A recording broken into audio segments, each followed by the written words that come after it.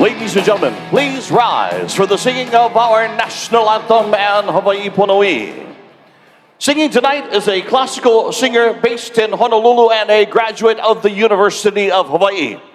She's on her way to fulfilling her dream. She's currently a flight attendant for Hawaiian Airlines, and she dreams of being a pilot for Hawaiian Airlines someday. Ladies and gentlemen, welcome to the Simplify Arena, Hawaiian Airlines' very own Taylor Ray Ishida.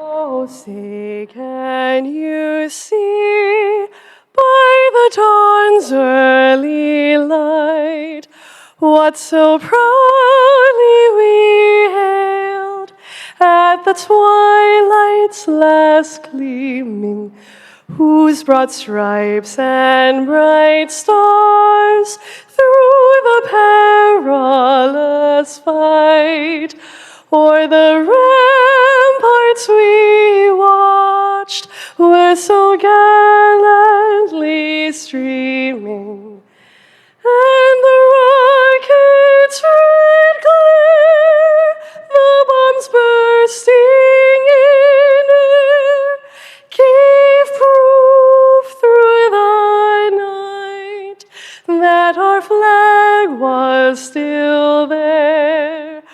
Oh, say does that star-spangled banner yet wave o'er the land of the free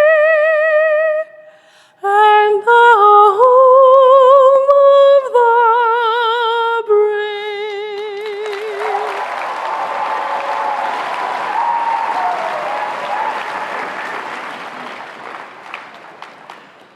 Hawai'i Pono'i Nanai Komo'i Kalani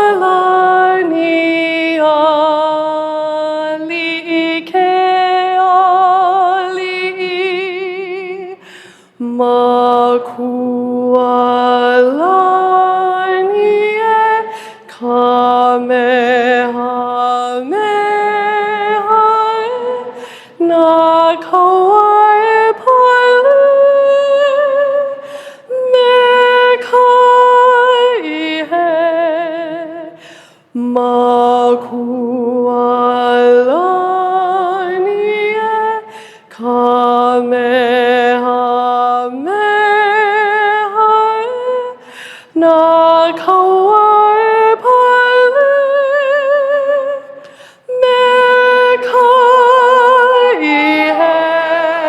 Ladies and gentlemen, Taylor Ray Ishida.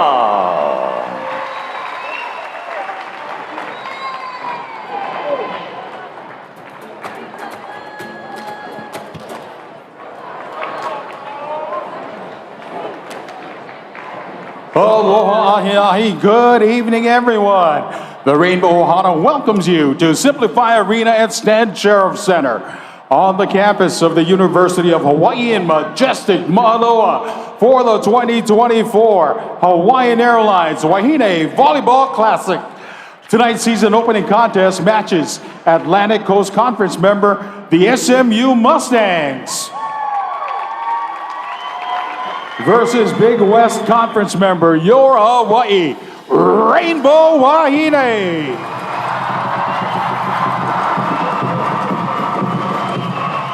Introducing the SMU Mustangs starting lineup. At center, 6'1" graduate student from Brighton, Michigan, number 3, Celia Cullen. At libero 1, 5'7" graduate from Shawnee, Kansas, number 4, Ellie Bolton. At opposite, 6' graduate student from Casper, Wyoming, number 7, Naya Shimei. At middle blocker, 6'4" senior from Mattawan, Michigan, number 11, Natalie Foster. At outside hitter, 6'1" senior from Austin, Texas, number 15, James Wheeler. At middle blocker, 6'4" graduate student from Carrollton, Texas, number 26, Nadie Okamore. At outside hitter, 6'1" graduate student from Gilroy, California, number 31, Maya Tabron. And at libero, 2, 6-foot graduate student from Dallas, Texas, number 53, Natalie Perdue. Graduate assistant from Laie Oahu, Sina Uluave. Technical coordinator, Diego Aguilar. Director of operations, Brittany Clark. Assistant coaches, Krista Branson and Clayton Bristow. Associate head coach, Trent Sorensen. Head coach for the Mustangs, Sam Berger. In the heart of the islands, where the ocean meets the sky, a new journey begins. This is more than a game. It's a tradition. With every serve, every attack, every dig, we are Wahine.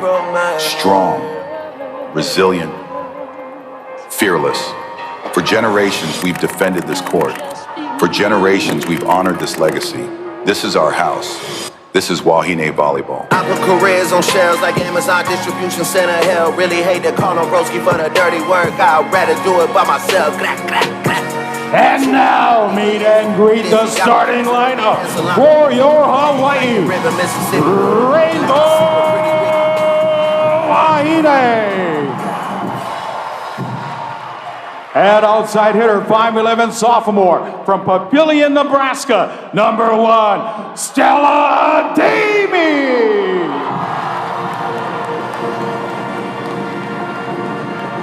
And middle blocker, 6'1" junior from Spokane, Washington, number 5, Jackson Bemis.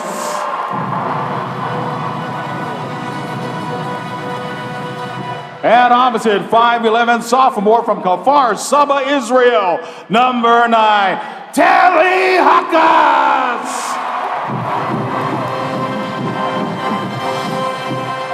At center, 5'10" senior from Keller, Texas, floor captain, number 10, Kate Lang.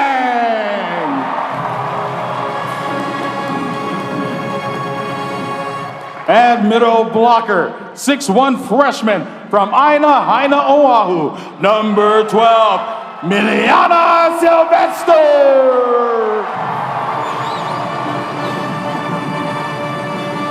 At libero, 5'5" senior from Salt Lake, Oahu, number 16, Taylor Ikenaga.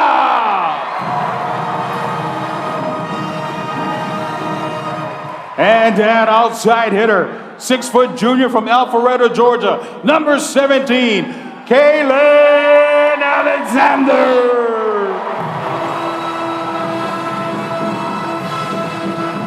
Assistant coach Nick Castello, associate coach Kaleo Baxter, head coach for your Rainbow Wahine, Robin Amo.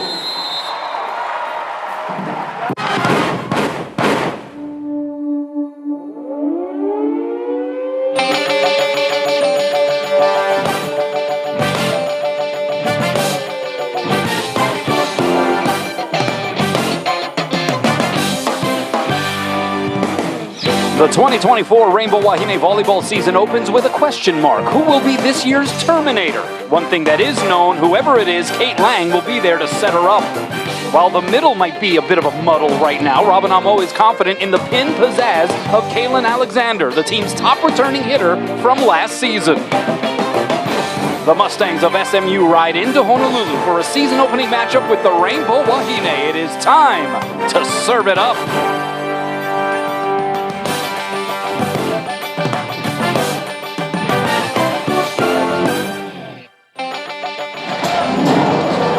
And with that, we welcome you inside Simplify Arena at Stan Sheriff Center. Kanoa Leahy's sitting next to Chris McLaughlin. C-Mac, take us through the Kaiser Permanente keys to the match. For SMU, they got to rely on their experience. 9 of the 14 players are seniors or grad students.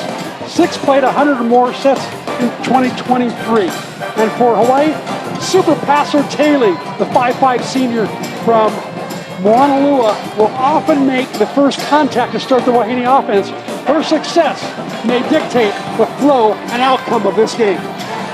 A new-look Rainbow Wahine squad, having lost 6 seniors from a year ago, lost 2 transfers as well. So 7 returnees total, including 3 starters, and we're playing volleyball, and SMU strikes first, and they work it to the middle. Nady Okamore, a transfer from Florida, spent 4 years with the Gators, and she knocks down kill number 1 of this new season. The Hawaiian Financial FCU starting lineups will be scrolling at the bottom of your screen. Maya Tabron, another transfer from Colorado with the serve. And here is Tali Hakas getting the swing for Hawaii, but hits it into the pin. Tali Hakas, who did not arrive in Manoa to join the team until 2 nights ago because she had been playing in Europe with the Israeli national team. The hitting error on her first try, and quickly 2 serving nothing here in favor of the Mustangs. First touch there is Teli Ikenaga, and the middle set goes to Jason Banis, who's blocked back. And a free opportunity here for SMU. Celia Cullen goes back to the middle. It's Okamore, and that is 3 straight points to get things rolling here for SMU. A little bit of nervousness going on out there, and I think Hawaii's not assuming that the SMU will set that middle and they get a perfect pass. They like to go there. Here's the pass by Alexander. They're going to go back row to Stella Adami, and she gets the touch, and Hawaii is on the board. Stella Adami, the 5'11" sophomore from Papillion, Nebraska, won the Coaches Award given out to one of the players each year for their work ethic. She got it last year, played in just 8 matches a season ago, but she lit it up during the spring. She was really good. It was an overpass Hawaii should convert on. Here is Adami, the set a little low. She's blocked back. Lang the cover, so bump set back to Adami. Loops it over the block. SMU playing it back. They go right side. And that is a supercharged arm swing there on the right by Naya Shimei. In her second year with SMU, she averaged over 3 kills per set a season ago. Well, she is high and hard. Very difficult to block. So 4 serving 1, and now the libero, Ellie Bolton. Yet another transfer. Grad transfer from Creighton winning the libero position. Scramble play here for Hawaii. And it is put over and down by Jason Bamis. The most unorthodox kill that she will likely have here this season. You know, somebody really should have come up and, I thought, take a rip at the ball. It was in the air high at the net. They got a back bump set for a kill. Go figure. So here is Bamis, transferred a couple of seasons ago from Clemson. Played sparingly last year, and here is another middle attack, Natalie Foster. Hey, guess what? She's a transfer from Wichita State. Spent 3 years with the Shockers. Was a first-team All-American Athletic Conference selection twice. Once again, perfect pass, set the middle. And that is an ace. So SMU off to a hot start, and it is Shimei with the service ace. A 6-foot grad student from Casper, Wyoming. Actually spent 3 years at the University of Wyoming before matriculating over to Dallas. Lang going backside. Here's Hakas, the tip, and it drops. So Tali Hakas, you may be thinking, she just joined the team 2 days ago. She's already in the starting lineup, but again, she's been playing some volleyball, serious volleyball here over the last stretch. Yeah, Robin Amo said no problem with her being in shape at all. She's been really training hard with the Israeli national team. Out of system here, bump set tight to the net. We got a joust up there. It'll stay on the Mustang side, and a little miscue there as Tabron got caught in between, and Hawaii within 2. Finally, a Hawaii serve forced a bad pass. That's how they got that point. Get SMU out of system with some tough serving.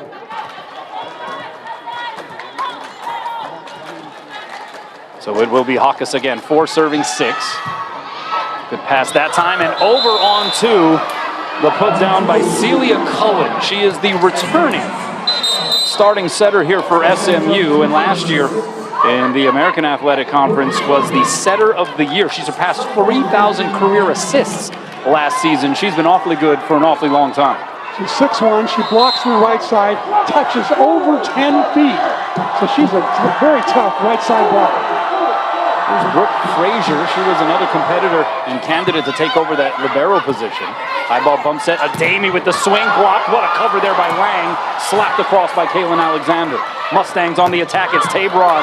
Dug up by Alexander. Outside Ademi, the tip. And that'll be punched up. And swinging on two is Tabron.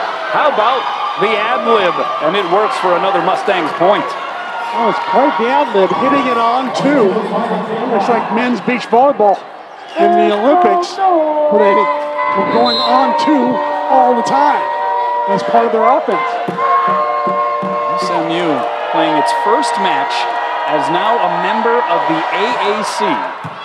the ACC, I should say, the Atlantic Coast Conference, coming over from the AAC, the American Athletic Conference. And they go slide that time to Foster, and that was a lot of pop on that swing.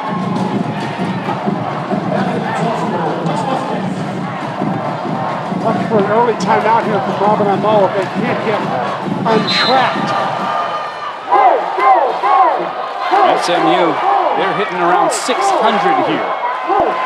9 serving 4. On one knee, the pass there by Alexander. They go slide, and this is Miliana Sylvester, and she gets rejected. Maya Tabron, who has had her fingerprints figuratively and literally all over this opening frame so far. She gets the stuff, and it's a 4-0 run here for the Mustangs. Perfect block, arms over the net, pushing down. Very tough to go by that block. Serve there by Frazier tickles the tape.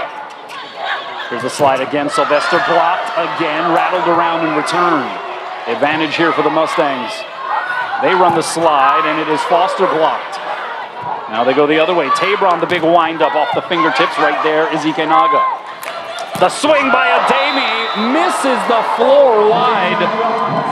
She had a little extra oomph late into that one, but 4-0. And here is the aforementioned timeout signaled by Robin Amo. All Mustangs here early. University of Hawaii Sports on Spectrum OC16. Sponsored by your Hawaii Honda dealers.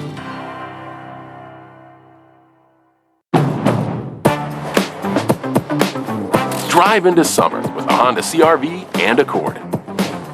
Your fun-to-drive, weekend getaway vehicles. From Honda, the 2024 Kelley Blue Book's KBB.com Best Value brand.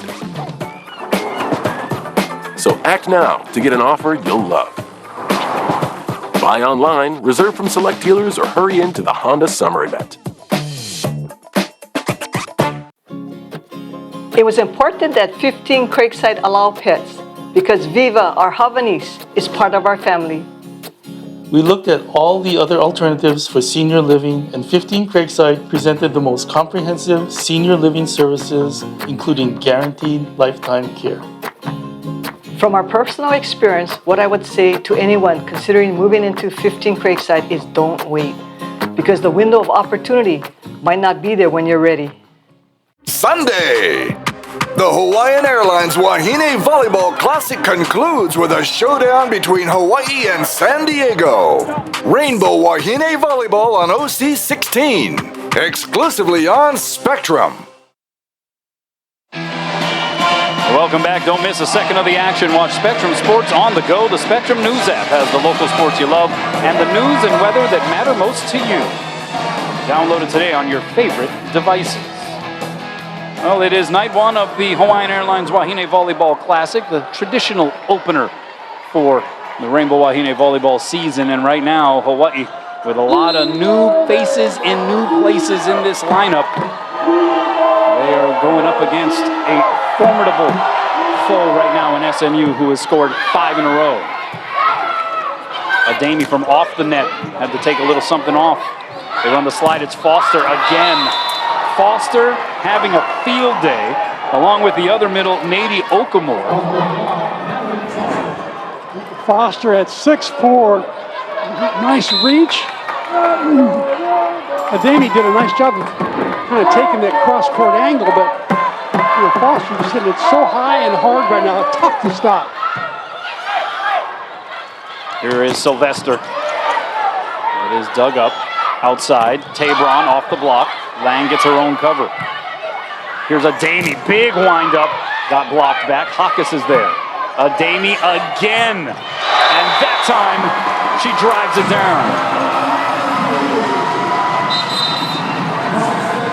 Boy, struggling hitting right now. Hitting 059. SMU hitting 538. Big difference in the offenses, Canella. I love that little cut line shot. Played in just 8 matches, 12 sets overall a season ago. Had a season high 4 kills in her debut against Cal State Bakersfield. Tabron hits it into the twine, and that is, well, that actually got through. Slithered through the block. It got through the block, and so that's a point for SMU. SMU right now batting .571. I mentioned Hawaii at 0.59. That is a healthy discrepancy. Off 1-footed, Sylvester blocked and roofed. And that is Okamore. And there was a question here coming in, C-Mac. All of the losses from last year for Hawaii, including their all-time great Amber Igidi in the middle, who was such a presence both offensively and defensively. And right now we are seeing some growing pains early on from this new crop of middles. Yeah, especially Amber 2.0 is struggling right now. And that's an ace. It is a 10-point advantage here for the Mustangs. And Robin Amo is going to signal for another timeout. We'll take a break as well. The Mustangs galloping. Welcome back. Let's go inside. The numbers presented by Long's Drugs. 9 of 10. That's the number. Hawaii non-conference opponents ranked in the top 25 or receiving votes in the ABCA preseason poll. The only team that is not receiving votes at the moment is UNLV. A lot of it is Kaleo Baxter trying to get RPI points before he gets to the Big West, because that's when you lose in the RPI. SMU effectively ranked 30th, receiving 76 points and votes, as that is a point. No, they're going to say that it is a point for SMU. We just missed the back line. The crowd started to cheer. I think they thought that that was in. We are now going to have a substitution here, a defensive sub, as we get our first look at Victoria Leyva, the 5'8" freshman from El Paso, Texas, enrolled at the University of Hawaii in the spring.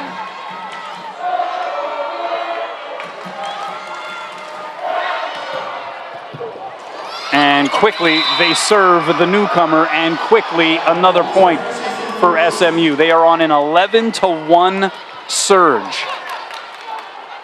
That was a tough serve. With all due respect to Leyva, that was a really tough serve. So she's moved up about 3 feet now. And they go right back at her. That time, Leyva handles it a lot better. And a one-hand set out to Kaylin Alexander. These two have played alongside each other for multiple seasons. Kate Lang going to her top returning hitter. So Hawaii's down 17-6. If you see the one-handed set here, Hawaii's down 17-6. That's only the second set for Kaylin Alexander. I would have expected she would have gotten a lot more sets. And there is Tabron. Wow, does she look explosive. Tabron now with 3 kills. SMU as a team, C-Mac, has just 1 hitting error. Yeah, they're playing some pretty perfect volleyball right now.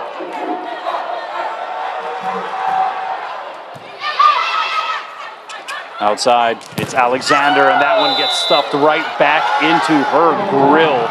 That was Okamore jumping up next to Chimay. And this is an SMU team that went 26-7 last year. They won the American Athletic Conference by going 18-1, their best conference record in program history. They feel like they are taking a step into, as head coach Sam Erger describes it, the big time now by joining the ACC. That was a big time clutch by Kaylin Alexander and a much needed point for the Rainbow Wahine. Once again, Kalen facing two blockers on the outside. They're closing nicely. Almost a perfect block. Kalen says, okay, I'm not going to go into the block this time. I'm going sharp cross court. Oh, it's a beautiful shot. Oh, SMU out of system, and it's a free chance here for Hawaii. Can they cash it in? No! The stuff again. It is Tabron getting the gist of that one. Not only is their offense working, how about their defense with the blocking? They got everything going on. And by the way, they're serving tough. Tabron with 3 kills and 3 blocks, and now she serves. Middle set, it's famous. And she hits it long, no touch up front. 21 serving 7. This is an unfamiliar scenario for a Rainbow Wahine volleyball team. Yeah, it really is.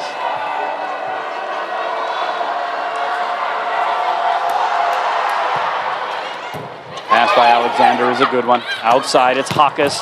And right now, this block up front for the Mustangs is impenetrable. Shimei jumping up next to Okamore. That is now 5 total team blocks for SMU in set 1. I don't think they have a blocker that's under 6'1". The middles are 6'4". And they move well. Here's Alexander. And again, 2 blockers up. They are reading this Hawaii offense. It doesn't look as though Hawaii's been that successful in getting one-on-one matchups. It seems like every time it is crowded at the net. We're going to have a substitution here for Hawaii. Jason Bamus heads to the bench, and now a true freshman out of Sierra Canyon in Chatsworth, California, 5'11" frosh, Maddie Way takes over in the middle. High and away, the set goes to Hawkes, tips it over. Quick reset here, it's Shimei, puts it down. SMU can do no wrong. They are hitting over 600. It is aloha ball in set 1, and this has been nothing short of dominant. Shimei just having her way, hitting 1,000 right now. And she's got a service ace, a dig, and 2 blocks. Diving layout pass there by Alexander. The deep touch by Way causes some problems on the SMU side. Here's Way. That one got slowed down by the net.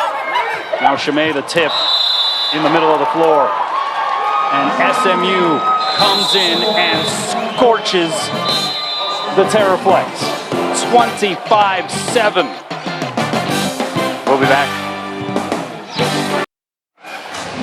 Welcome back. Let's check out tonight's Hyundai head-to-head stat line. And this tells the story of what was a very one-sided opening frame. SMU hit 647. They committed just 1 hitting error as a team. Hawaii negative 138. About as nightmarish a start as Hawaii could have imagined, and SMU did it from the service line and just about everywhere else. Yeah, they really served tough. They had 3 service aces, but a number of serves that forced bad passes where Hawaii couldn't run any plays, get any kind of offense going. Blocking, they had 5 blocks to Hawaii's 1. Look at that one-on-one right there by Tabron. Kalen Alexander faced 2 blockers all night long. They seem to have a pretty good scouting report, don't you think, Kanoa? Yeah, they were on to Hawaii's rhythms. Maya Tabron, who had 3 kills and 3 blocks in that first set, was just all over the place. 6'1" grad transfer from Colorado. Had over 330 total kills in each of her 3 seasons with the Buffaloes.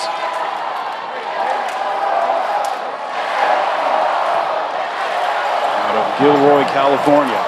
And it's all smiles right now for the Mustangs. You've got to remember that how old they are. Again, I'm going to repeat again, 9 of their 14 players are seniors or graduate students.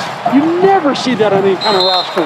This is a really old roster. 5 of them have AARP cards. Celia Cullen, one of those such players, a grad student now in her 3rd year with SMU. Spends a couple of years at Michigan State before transferring over. And she serves it out, and Hawaii has the lead here to start set 2. Hawaii's changed their lineup a little bit. They rotated 3 spots so they get different matchups up in the front row. Outside, this is Chimay. Tip shot, diving save, Hawkes. Bump set, Alexander. Oh, what an up by Chimay, but for not. And this crowd lets out a long-anticipated and pent-up roar to celebrate that Hawaii point. Look at this dig there by Kate Lang. Or no, Tully Hawkes out of the back row. What a dig. And that Alexander swing right there was vintage. That's what I saw when I saw in practice. How about that block there by Bamis? And it is Kate Lang who sends it out. Golden opportunity. She decided to take a crack at it above the tape. Right decision, you think? Right decision, because it was close to the net. It should have been an easy swing, easy put down. The setters just sometimes get a little over anxious when they get their juicy little try at killing the ball. Kate Lang, preseason All Big West Conference selection. Her 85th straight start at setter for the Rainbow Wahine. Sets up Alexander through the block and down. And all of a sudden, Hawaii portraying a little bit of rhythm here on its side of the net. Exactly. The offense getting going, passing a little bit better. And Kaylin Alexander, I'm telling you, she was the most outstanding player I saw in practice. The last 2 practices I went to, she was unstoppable. In her 3rd year with the Rainbow Wahine, former Big West Conference Freshman of the Year, was All-Conference Honorable Mention last year, and she returns it to center. So not only does she does it from attacking, she can block too. Wow. Watch her penetration over the net here. Pressing the ball down on the other side. Great form. Hands perfect. Hawaii by 3. Push dink, diving save, Ikenaga, roll shot, Alexander. And it's going to be a Hawaii point. And they're up 5, serving 1 here in the second. What's going on here? Is this Jekyll and Hyde? Or did we come to a Jekyll and Hyde show?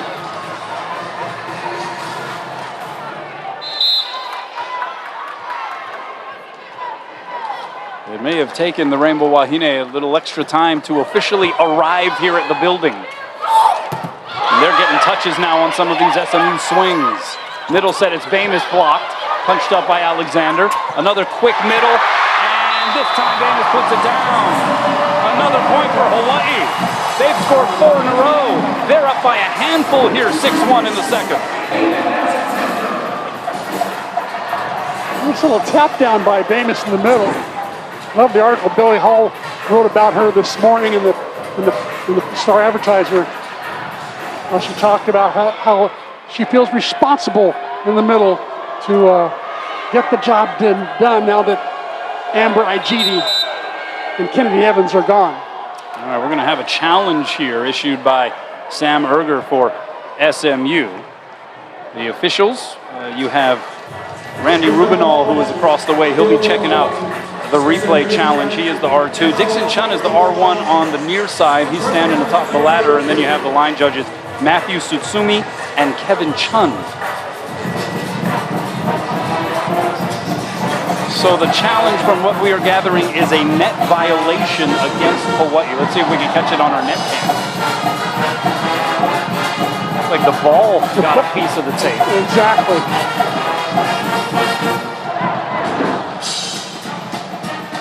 Should have been an easy call and a quick decision by Randy Rubinall. They did add a little bit to the replay challenge as far as the kinds of plays, the variety of plays that can be challenged. You also have the ability now to challenge what would be interference calls at the net.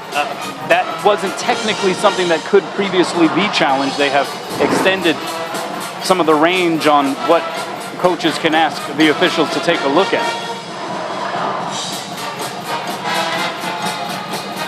See what the call is here. And they're going to call a net violation against Jason Bamis, and that's going to be a successful challenge for Sam Erger, and that's going to be a point for SMU. Is he using different cameras than we are? Well, they do have some other angles available to them. I don't see any touch there. It's all ball. Yeah. Hard to see it, at least in that angle. But they do have access to our footage as well as some other static cameras that are located in the building. So 2 serving 5. That may swing the momentum just a tad. Lang going outside. Here's Hakas. Got under it. Was there a touch up front? Yes, there was. And Hawaii gets the point. And we may have another challenge here because immediately Nia Shamay turned to her head coach Sam Erger and said, I did not touch it. And so she is going to challenge this. And this has always proven to be perhaps the toughest of all the challenges to be able to distinguish whether or not there was a touch at the net. We should remind our viewers that as long as the coaches are right, they have an unlimited number of challenges. It could be a long night. That's right. That rule stays the same. Each team still with 3 challenges. If you lose it, then you lose that challenge. If you win it, then you can hang on to it. You also get an extra challenge in a 5th set if we go to a 5th.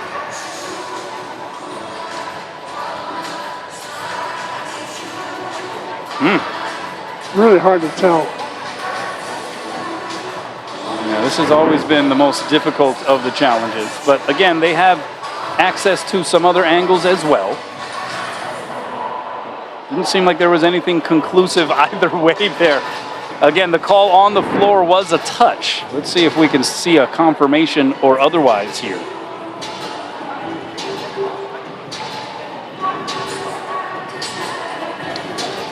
I don't know, C-Mac. We'll see what the call is. A quick decision, though, by Randy Rubinall. And no touch is the call, so that is back-to-back successful challenges for Sam Erger in her 3rd season atop the SMU program, the 2023 American Athletic Conference Coach of the Year. Led the Mustangs to the AAC title. How about 22 wins and 26 wins, respectively, in her first 2 seasons as head coach? That's pretty darn good. She did come highly, highly recommended. Backside set, it's Alexander over the block. A little high cheddar there for Tabron. Nice job of centering it by the setter Cullen. Hawaii will play it back. Hakas, the tip. Sliding save there, Foster. Shamay over the block. Dug up there by Stella Ademi. And it is going to be a lift violation against Jassim Famous.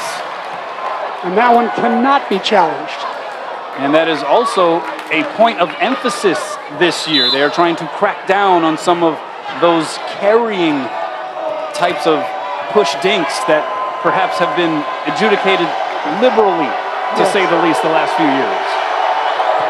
So SMU fighting back, alas, outserved there by Bolton. And Hawaii back up 2. It appears as though the Rainbow Wahine have at least awakened here in this 2nd frame, and they are forging a bit of a response here early. However, that serve gives it right back to SMU. How about both teams hitting negative this set? Both of them. The offenses have temporarily disappeared. Yeah, SMU has yet to record a kill here in this 2nd set. They have 1 hitting error and no kills, hitting negative 143. Hawaii with 3 kills, but 4 hitting errors. But playing some scramble volleyball as Alexander gets the touch. And that time, no argument from any of the Mustangs players. Alexander gets kill number 6 to lead all swingers. She averaged 3.1 kills per set. That was 2nd on the team behind Amarai Gidi last year. She hit 189, though, and she referred to that campaign, despite being an all-conference honorable mention, as the overpass is put down by Mili Sylvester. Kaylin Alexander referred to it as a sophomore slump. And she said that she really had to get after it in the offseason to put herself in position to reach what she believes is her standard. Tip shot, diving save, Alexander. And that'll end up being a SMU point. And I watched her practice the other day. She was relentless on defense, covering the other hitters and attacking. It looked like a different Kaylin Alexander from last year. I think the trip to the national team tryouts, I think really made a big difference when she and Kate Lang went there and were successful.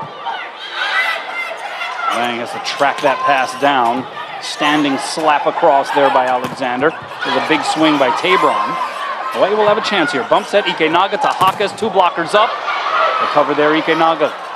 Back row, Alexander, the tip! Nobody was home! She found the open floor, and Hawaii back up 3. She's got better vision. She has better shot selection. She's hitting higher. She knew that spot was empty. She knew there was an open spot on the court. So well, Caitlin Alexander a year ago would not have made that same shot. She is hitting .214 with 7 kills. Hawaii now into positive numbers in hitting percentage, 133 in this set. And putting up some fight. I think that was the thing that was shocking for a lot of the people here in the building. It was definitely silent down the home stretch of that first frame.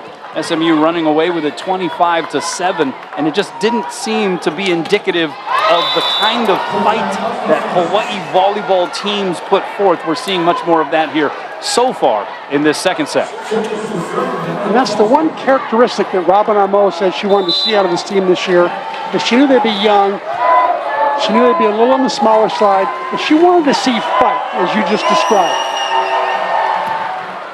Foster with the serve. Tough serve at that. Here's a Damie, the tip, and it drops.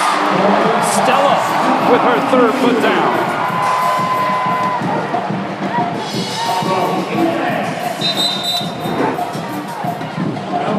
Stella seems to see an opening behind the block as well. The middle blocker, Foster, had to rush up to take a stab at it. What a great serve. I love Foster's serve. Really tough. Here's Victoria Leyva again in and back to serve. Graduated a semester early from Pebble Hills High School. Was ranked 6th in her graduating class of 750. SMU out of system. Free ball coming over the net. Lang going back row. Hakas, the set a little low, so she couldn't do much with it. And then to the middle they go. Nady Okamore strikes again. The set was very low. Kate Lang wishing she had that set back.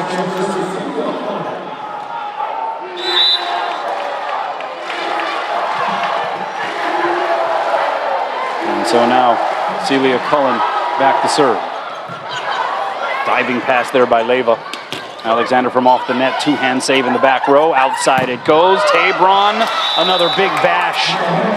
That is 4 kills now for Maya Tabron. That leads the Mustangs. This little side set to the outside makes it almost to the outside to the pin where Tabron has a chance to go line. And she does.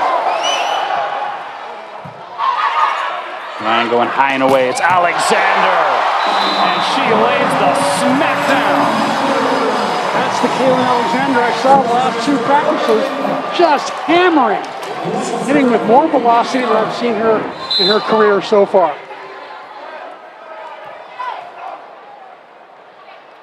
6-foot junior from Alpharetta, Georgia.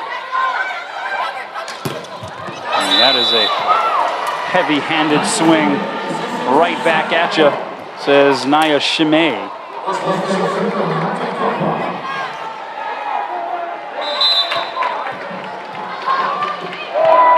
And here is Tabron.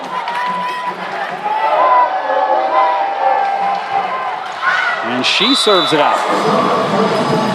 So with a blowout in the first set, now we got a tightly contested battle. UH led by as many as 4 when they were up 5-1. It is a 2-point advantage here at the moment, and Kate Lang to serve. Tabron will get a swing from the back row. Dug up by Lang, so Ikenaga bump set. Alexander blocked and roofed. That is the first block of this second frame for SMU, but they're 6th as a team overall. I think Kevin Alexander would like to have that shot selection back. High hands there would have been a much better choice rather than going low into that block. It's a well-formed block. It was up their 7th block of the night. We've really been doing a great job at the net. fifth hitting error for Kaylin Alexander. The other choice will be chiseling the ball off the end blocker. Is another choice. So high and deep or chisel the end blocker, take your choice, but not into the meat of the block. Here's Ellie Bolton, the grad transfer from Creighton, spent 4 years with the Blue Jays, recorded a career high 295 digs. That's 3.6 digs per set last year. And there is Alexander again, catching it in the sweet spot.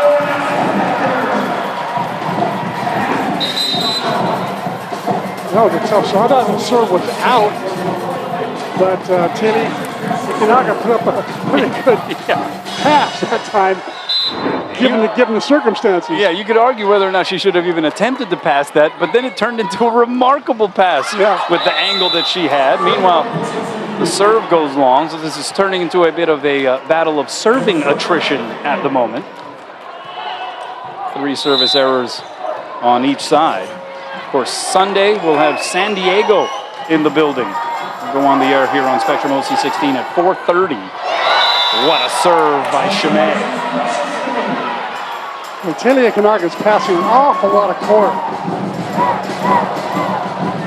Stella Damey's right on the line over here. So Kanaka's passing about half the court right now. Second ace for Chimay, 4th ace overall for the Mustangs, and that serve goes long. So Chimay provides, and then she gives one away. So here is Jason Bamus. To bide her time, playing in just 9 matches, 12 sets overall a season ago. And how about that? Just like she scripted it. And Hawaii gets to 15 first. After getting clobbered in set 1, the Rainbow Wahine picking themselves back up off the mat and issuing a challenge to the Mustangs. Well, Kaylin carrying the load here offensively for the Rainbow Wahine. She has 9 kills to lead everybody, and she is getting a whole lot of work in here, C-Mac. She really is. 2 kills in the first set. She's got 7 here in the second, and that's been the difference. Meanwhile, we join live action, and Jason Bamus has just served an ace, which was initially ruled out by the line judges, overruled by the head official, Dixon Chun, and ruled an ace. And so, Coach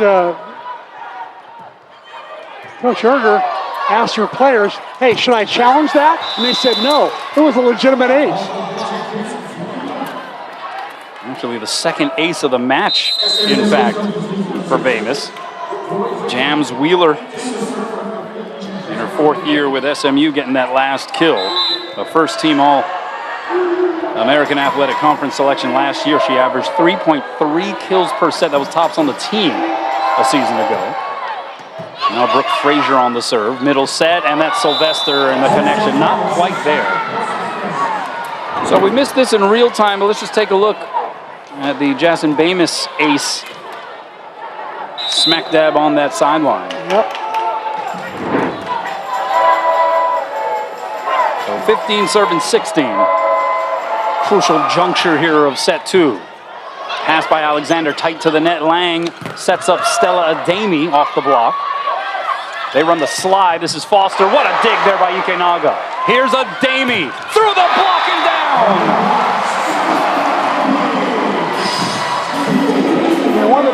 One of the big differences from set 1 to set 2 is Hawaii's ability to pass better like that. Haley Ikenaga, beautiful pass. And they're just siding out better, siding out at 71%. First set, 25%. You're not going to win many volleyball games siding out at 21%. So 4 kills, that already matches her career high. Outside, Tabron, the block slowed it down. Dug up by Ikenaga. Sylvester blocked and roofed. Miliana Sylvester being thrown into the fire here in her first collegiate match as a true freshman. 6'1" out of University Lab School.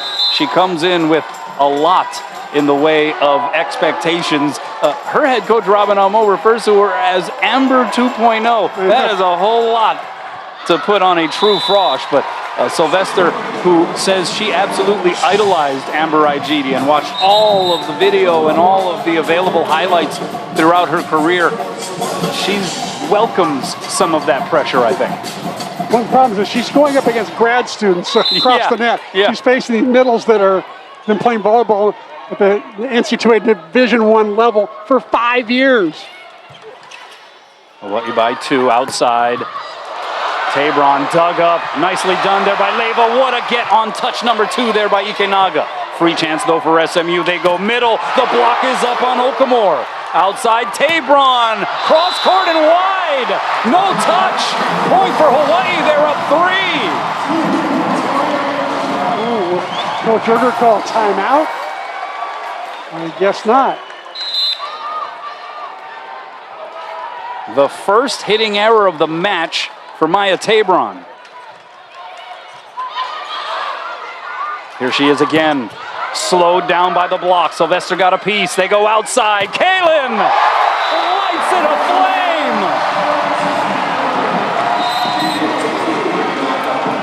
10 kills for Kaylin Alexander. Timeout SMU. The Rainbow Wahine looking to flip the script in set 2. Welcome back.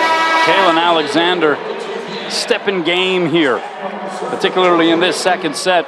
She has helped to elevate the Rainbow Wahine. She herself has elevated to the tune of 10 kills, hitting 263. Hawaii by 4 out of the timeout, trying to even this matchup at 1 set apiece.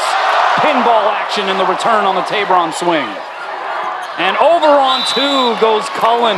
Second time she's done that here in this match. The veteran setter showing some veteran savvy. At 6'1", she touches over 10 feet. So she's a setter who can go up and put the ball down because she can jump so high. She now retreats back to serve. Crowd trying to get in her ear. It's a good serve, a good pass by Leva. Outside, Alexander. Right down Kalakaua. You sometimes wonder, why not just set Alexander all the time and be done with it? She's just so on fire right now. What's that, 11 kills? 9 of them in this set. Overpass. Bamus couldn't get it home. But a free ball coming over. Past Hawkes. Lang had to go down to make the set. Great pancake save by Chimay. Another free opportunity here for Hawaii. Lang going step out. Bamus is blocked and roofed by Chimay. Naya Chimay playing some defense. Yeah, she really is. Look at that. Stretches out, pops it up perfectly. I thought this is a good call by Kate Lang to go back that time to Sylvester to give Alexander just a little bit of a break.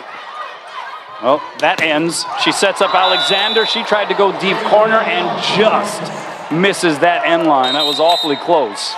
And now Robin Amo going to signal for a timeout. SMU creeping here back within 2. And Robin Amo realizing they need to, you would imagine, just for the psychological value, they need to win this second set. Absolutely. They do not want to go down 0-2 for sure. So I think she's going to be judiciously using her timeouts. Let's send it over to Ryan Kalei-Suji. Ryan, what's up? Hey, thanks, Kono. Well, here in the Hawaii sideline, Robin Amo taking some time to talk to her senior setter, Kate Lang, about her selections, about what she's doing offensively, wanting her senior setter to pay more attention to what the block is doing on the other side of the net. For the SMU sideline, the coaching staff really trying to get their players to calm down, saying they're trying to do too much and try to get them back into the rhythm that they had in the first set. They're also telling their attackers to be smarter strategically with using Hawaii's hands. They don't feel like Hawaii's blockers are well formed and that the hands are susceptible to getting used. Back over to you guys. Thanks a lot, Ryan.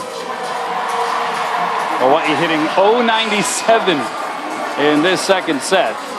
Meanwhile, still just overall 3 hitting errors in the match for SMU, but they just have not had as many opportunities to record kills here. Just 6 kills in the second set. They're hitting $182. Meantime, Hawaii had He's got 9 errors in this set, 19 overall. Too many hitting errors. Yeah, that tells you as well, SMU. 6 kills on just 22 swings.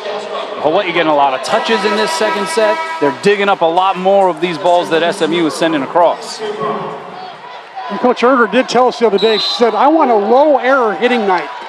I don't want our players taking a lot of chances. Just keep the ball in play and let's have long rallies. Well, so far so good on that stat. Lang tried to go over on 2, and then a little pitter-patter above the tape. Backside, Chimay. And she has taken over here in the last 3 points. Oh, what an athlete she is. That was a low set to the outside. She had to be quick on her feet to get to that ball, and she did a great job of it.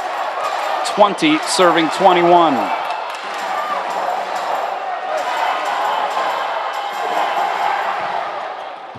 Good serve by Tabron. It's an ace, and we are all square at 21 apiece. Hawaii led by as many as 4 in this set. Now it's a race 2-4. So Governor is not going to use her second timeout. Maybe after this play. Pass by Ikenaga is on the screws. Alexander, one-hand save over the net by Tabron, fielded by Bamus. Alexander ripping into it, and Hawaii back in front. You notice finally tonight, she got a one-on-one situation because the middle blocker for SMU went up that time with Kate Lang, thinking that Kate Lang was going to take a swing. She is hitting the ball with some heavy power. Backside, Chimay had to readjust the approach. Diving save, Ikenaga. Alexander from off the net, the tip shot. And right there is Cullen. Outside, that one's gonna be dug up. Punched over by Bamus, and they're gonna call a double hit against Jason Bamus. And so that calls upon the new rule that's being talked about here this year, where they are in essence removing the double hit as long as the ball stays on the same team's side. If it goes over the net, then if it is jostled, it can still be called a double hit. Exactly. That one tickles the tape. Last moment, Alexander diving in there. And Hawkes with a crush. She couldn't pick a better time to come out of her little mini funk and get kind of in the rhythm again. Just her second kill of the match, 23 serving 22, and Alexander, one of Hawaii's best scoring servers the last couple of years, with the serve, and that one goes wide. Chimay misses the floor. It is aloha ball here in set 2 for the home team. A rare error from Chimay, who was hitting .444 prior to that. Almost flawless. Sam Erger signaling for a timeout. The last time these two teams met, it was back in November of 2004. It was in the quarterfinals of the Western Athletic Conference tournament in Reno. Hawaii winning that one 3-0. Wasn't it a trivia question this morning? Oh, you were listening to the radio, were you? I should have called and tried to win 2 tickets to the volleyball game. Yeah, both teams formerly members of the Western Athletic Conference. SMU, of course, in its first season now with the ACC. But you see the all-time series, Hawaii leading at 11-0. So the Mustangs trying to do something they've never done, and that is defeat the Rainbow Wahine. And also scores. That's when the game was to 30. That was a long time ago. 30 points. SMU preseason picked to finish 6th in the ACC preseason poll. And this is going to sound weird, not this first part. Pittsburgh the favorite, this part. Stanford is picked to finish 2nd in the ACC. I don't know if I'm going to get used to that anytime soon. Stanford, an ACC team. Oh, poor Pac-12. Oh, man. You feel sorry for them a little bit, don't you? Yeah. I mean, they're all over the place. Washington State and Oregon State playing in the WCC. Yeah. Go figure. And now those former Pac-12 teams are literally flying all over the place in every sport. And so we'll see how that continues to develop, because that is a pretty penny. And it's kind of interesting. Of course, they're not going to get a lot of empathy from Hawaii teams or fans because, hey, look, that's Hawaii's reality each and every time they travel. But it's interesting to hear some of the conversation now about the distance and time zone changes in college sports. That swing by Wheeler is dug up. And then she's able to get her own dig. Here is Shimei over the block and down. It remains aloha ball for Hawaii. Niall Shimei is so athletic. She had no approach then. It's a standing jump. She just, and she had one step approach, and she just rips it. I'm surprised why I didn't get a block up there. Well, she comes out and she's replaced by reserve setter Casey Batenhurst from Houston, Texas. It's still aloha ball. And this one goes out. And Hawaii responds. After being drowned out in set number 1, 25-7. Hawaii is able to turn the tide, and we have ourselves a match here on opening night. Welcome back. Here are the Pizza Hut match statistics. If this is an indication of what we are in store for here with those two set scores in 2024, buckle up, folks. Oh, man, that was crazy. How about the hitting percentage? You got to give a lot of credit to Celia Cullen, the setter for SMU, setting her team to a 378 percentage. And, they just played pretty steady, actually. I thought that their blocking really poses all kinds of problems for Hawaii. I think it's the biggest problem for Hawaii's offense is facing that big block. But when you look at the disparity in hitting percentages between both sides, how did Hawaii turn it around? Is it just the superhero cape donned by Kaylin Alexander? Yes. In one word, yes. She was amazing. She absolutely was. 12 kills to lead everybody. The only hitter in double figures on 25 swings. She has more than doubled anybody else on the Hawaii side in case you just attempts. Yeah, in case you just joined us, she had 10 of those kills in the second set. And by the way, 3 kills per set is a good number. And here she is again. Oh, what a chase down there by Bolton. Free ball coming back over. Here's Alexander again. A little extra chili pepper water on that offering. But she misses the floor wide. No touch up front. She has added some pop to her arm swing here in 2024. She really has. You can tell the miles per hour a little bit difference, huh? Maya Tabron into the twine, and it is tied 1 apiece here in set 3. Hawaii, meanwhile, unranked in the preseason ABCA poll. It's the 6th straight year that has occurred. They are receiving votes, however, 20 total votes. That puts them in that 38th range, effectively. And did that one get above the tape? No, it did not. Hitting error, Shimei. Hawaii with the lead, 2-1. A rare error from Shimei. She's been hitting over 450 most of the night. Now she's down to 364 and just dropped another notch down to 250. Ikenaga the serve. Jump floater outside. That is Wheeler dug up. Back bump set, Alexander. That was a beauty from the true frosh Victoria Leyva. The back bump set to Alexander. Oh, look at it. Smiles all around. Look at this beautiful blind back bump set. And Kaylin Alexander starting to develop a little wider fan, hitting not only cross-court to area 5, she can go line as well. Leyva with the up. Oh, that was smashed in her direction. No resistance. She was able to still save it. And then forces the hitting error as Shimei a second time hits it into the twine. Victoria Leyva has arrived. Back-to-back all-league plays right there. Oh, man.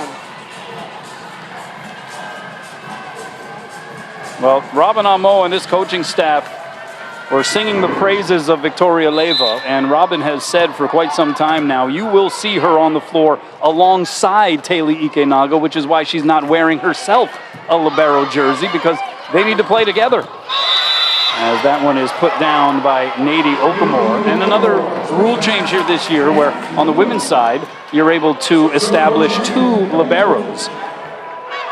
On the Hawaii side, however, specifically, they don't really feel the need to establish a second one because, again, you can only play one at a time. And they want both of these defensive specialists on the floor together in some instances as Tali Hawkes is able to get it down in what was an out-of-system attempt, and Hawaii up 5-2. Things have changed so dramatically since the end of that opening frame. Well, I thought we were going to be out of here in like half an hour. Next thing you know, we're in a barn burner. 5 serving 2, Lang sending it deep. And the block is up! Jason Bamis saying, ahole! That was one good block. Disciplined hands, disciplined feet. Pressing over the net and down.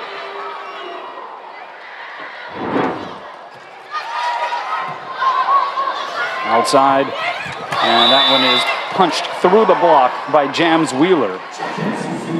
Yeah, Jason Bamis, who has been a very offensive-minded middle through her career, but one of the areas that she herself admitted she needed to work on last season was in her ability to block at the net, to be more of a defensive presence, and we saw that moments ago as the serve goes long, and Hawaii back up 4. Service error number 7 on the night for SMU. More than double the amount of errors that Hawaii has. They're going to run the slide. It's Natalie Foster, a little too hot to handle there for Alexander.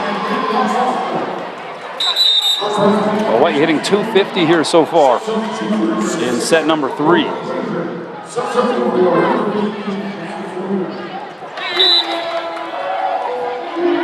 Both teams coming off of NCAA tournament appearances last year, both coming off conference championship seasons.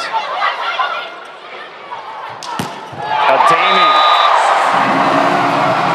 That was some extra sauce right there from Stella Ademi. SMU tried to pick on Kaylin Alexander that time, thinking she might put up a bad pass. Instead, she put up a pretty good one. And look at Stella drilling it down the line. 8 serving 4. And Bamis sends it into the net. You know what's interesting about these two teams as well, C-Mac, the roster numbers. Hawaii with just 13 players on its roster here in 2024. SMU with just 14. That will probably be among the 2 lowest numbers on any roster that we'll see all year. Oh, that middle set floated a little bit on Miliana Sylvester. So a missed connection there between Lang and her freshman middle. That's going to take some time to develop. You used the right word there, floated. It should have been driven there. It should have been fired there as opposed to float. It just took too long to get there. 6 serving 8. Played off the net by Lang. What a scramble by Hawaii just to keep this sequence alive. Outside it is Tabron, and she tears into it. So Tabron getting back to her ways. She now has 5 kills.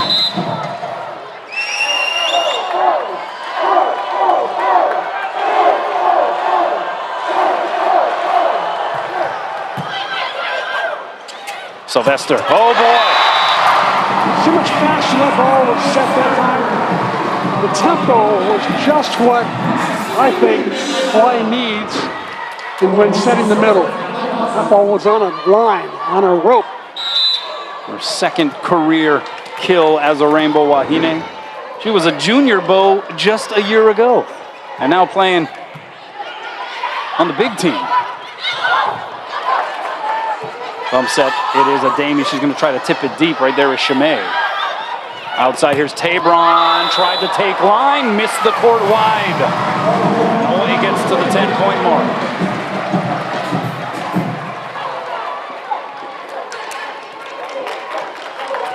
It was an opening set where it just seemed and felt like SMU could do no wrong. And yet here we are, we're starting to see things... Chinks in the armor? Yeah, start to collect a little bit more in the negative. Alexander has to chase down the second touch. Bump set to Damiel was a little too close to the net. Damie with a tough angle on it was unable to make the contact there. An ambitious bump set, you'd have to say there from Caitlin Alexander. Yeah, I actually like that bump set she puts up close to the net. Even if it becomes a joust, it's okay. But I think Damie just got a little lost there and thought it was going to go over. Oh, and that's an ace. Celia Cullen. Ace number 6 on the night. They really do serve tough. They drive it hard. The ball's got a lot of movement on it. See it moving there, and just died at the end. Cullen, who has aspirations of playing professional volleyball. Of course, there are now opportunities on American soil to do so. With a couple of newly established leagues.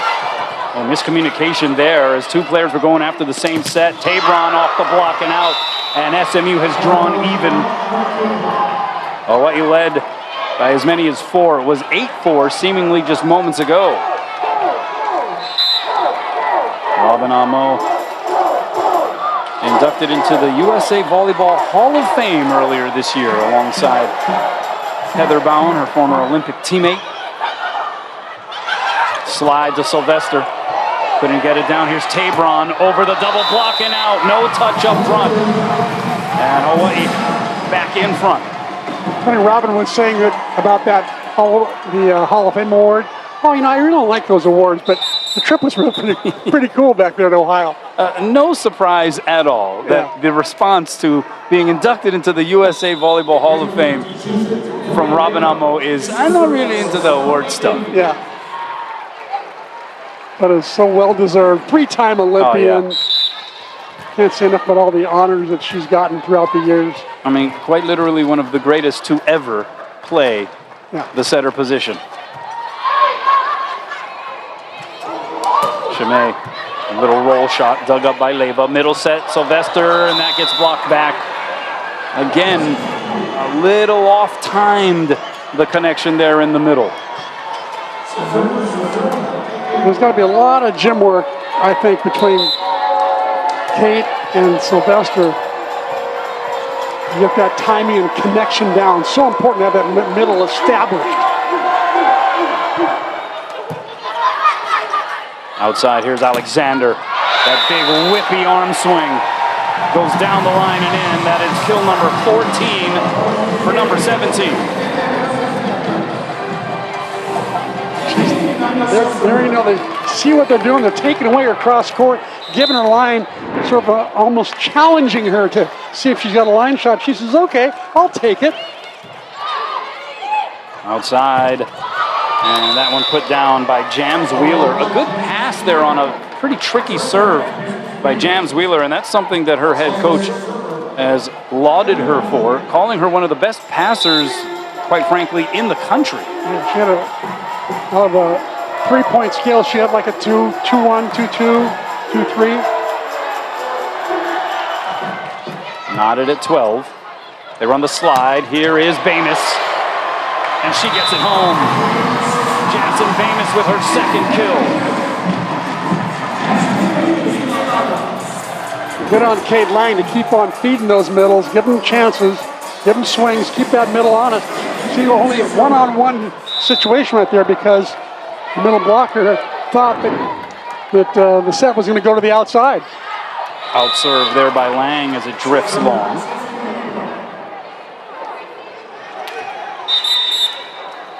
And now we have a substitution on the SMU side as they will bring in Casey Batenhorst again to serve. Third year with the program, led the team with 34 aces last season. Ikanaga handles that one, middle set. Bamis. And the connection between Lang and Bamis seems to be pretty strong here in this third frame. Maybe it'll get better and better as the night goes on. We'll see. Good swing by Davis. A 2021 graduate of Gonzaga Prep in Spokane, Washington, where she competed in volleyball and track and field. And that one just long.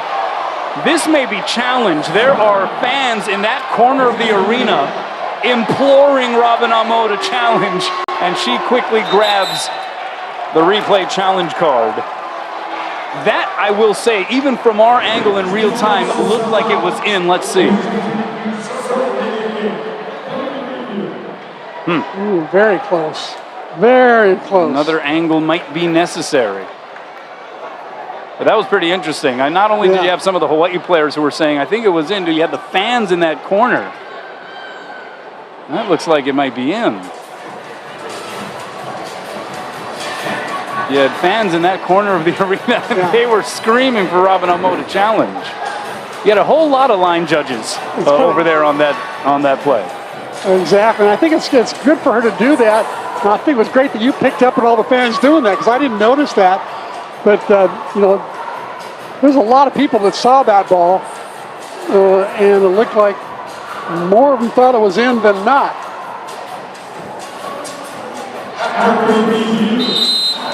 And it will be reversed.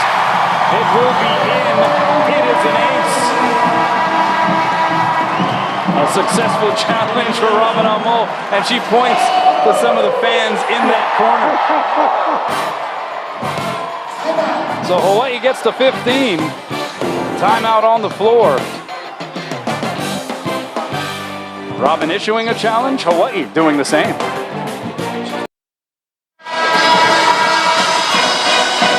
Welcome back. My, how things have changed in this match. Meanwhile, you have former Rainbow Wahine, Talia Edmonds, who is going to be part of our Spectrum OC16 broadcast crew. She'll be a part of the Game On crew on Sunday when we have Hawaii and San Diego on the final day of the Hawaiian Airlines Wahine Volleyball Classic. Good two-hand save there by Ademi. But a free ball coming back over here for SMU. Big advantage. They're going to run it outside. This is Wheeler, dug up by Ikenaga. Back row, Alexander. Oh, what a dig there by Bolton back over the net. Again, Alexander in the back row, but that one was off the mark. Over on two, tries to go Cullen, sniffed out by Lang. Here's Hakas! And misses the court wide. She wanted a touch. No such call. And so it is an SMU point. So you want to be a volleyball line judge, eh? Ooh, it looked like it might have been a touch there. She took the right shot, but going cross court, she would have been blocked. So I like the fact she tries to use the edges of the outside blocker. Here's Ademi. Oh, what a dig. And that one blasted through the block there by Maya Tabron. The dig by Brooke Frazier, who had a career-high 270 digs last year. She's now in her second year for SMU, wearing jersey number 6, and she came up with a rocket dig. And we're tied again, 15 all. Middle set, it is Bamus. Two-hand save there by Bolton. Tabron lights it up again. She now has 8 kills. She leads the Mustangs squad in that category, and SMU in front. She was hitting 0-0-0 just 2 swings ago in this third set. She was 2 kills, 2 errors. All of a sudden now, she's found her groove. Yeah, coming out of that timeout, SMU was hitting 0-59. They bumped that up a little bit. Ademi the tip, and diving save back over the net. Middle set again off the mark. As Lang and Bamus not on the same page. That was a tough ball to set too. Very tight to the net. Very difficult to set. I mean, setting the ball outside it might have been better, but it was a tough location. So 17 serving 15. 4 straight points here by the Mustangs. Backside, it's Hakas. She gets blocked. Here's Ademi, 2 blockers up. That one tightrope walks the top of the tape. Double hit. And it's going to be a double hit called against the Mustangs. It's going to be on Natalie Foster. She touched it before it rolled atop the net and then touched it after it drifted back over to the SMU side. She didn't get credit for being a blocker. She was standing on the ground there. I think she almost touched it below the height of the net.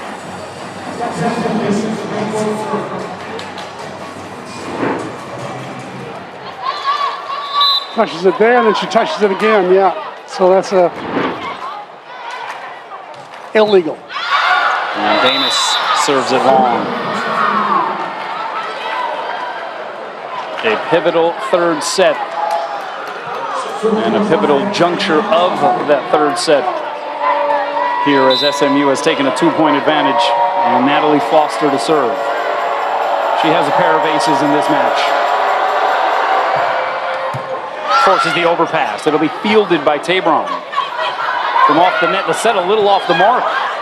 Lang going middle to Sylvester. And she paintbrushed it, but it still counts as a traditional point in the book, and she gets the kill. Nice little cutback maneuver by Neely, who's got, by the way, 11 siblings. They can play a whole volleyball game in the backyard if they want. She's actually a remarkable story. Played for University Lab School last year, spent previous 3 years of high school at Central High School in Missouri. As Hawaii ties it up, courtesy Tali Hakas.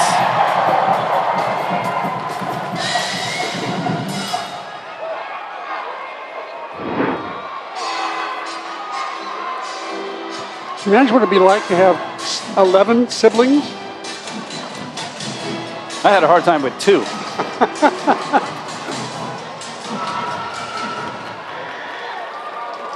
She has 7 sisters, 3 brothers, ranging from age 7 to 31. Yeah. Out of system here. It's Tabron trying to time the jump, and she smokes it past that Hawaii block. Oh, Hawaii looked like they were loading up on her too, but it didn't matter.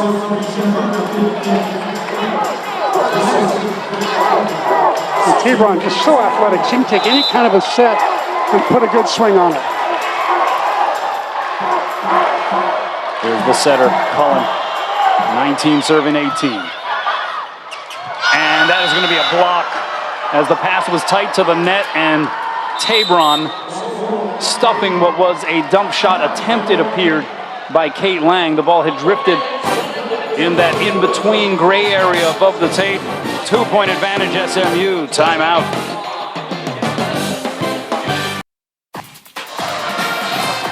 Welcome back. We have more Rainbow Wahine Volleyball coming your way next week when Pepperdine comes in for a pair of matches September 6th and September 7th. There is Talia Edmonds getting some love on the big screen overhead. One of 6 seniors to depart from the program a season ago. Here's Sylvester on the slide, denied access by Tabron. I think Neely's got to learn that line shot there. You're only one blocker up. The blocker was taking the cross-court shot. Neely's got to learn how to hit that cross-court one and the line shot. Yeah, this third set starting to slip away here from Hawaii. It is 21 serving 18. Lang had to chase it down. Ademi has to bump it over. Advantage Mustangs. They go backside. No blockers up against Chimay. It was hitting practice, and she pulverized it. And a timeout taken by Robin Amo. Oh, the twists and turns that we have seen in this match. Hawaii seemingly with the advantage, but all of a sudden serve-receive has become inconsistent over the last stretch. Yeah, a lot of that credit's got to go to the SMU servers. They're serving really, really tough, taking a lot of risks, a lot of chances, serving really hard, you know, as high of miles per hour as they can get. And the ball is moving a lot. It's tough to pass. All right, let's send it back over to Ryan. What's up? Hey, thanks, Gunnar. Well, some frustration here on the Hawaii sideline where the coaching staff actually taking time to talk to each other about what options that they have. Earlier in the last timeout, Robin Amo, again, taking time to talk to Kate Lang about just delivery and overall execution, actually calling Jackie Matias, the backup setter, over midway through this set to have her sit next to the coaches so that she can monitor what Kate is doing. Robin may be looking for a switch here as we head into the last parts of this set. Back over to you guys. Yeah, it looks like there might be a change here. We shall see. You have a couple of players standing courtside. That is reserve setter Jackie Matias on the left and Tyler Reese-Mane, the junior outside hitter, on the right. In what is a high leverage and crucial stage of this third set and effectively of this match.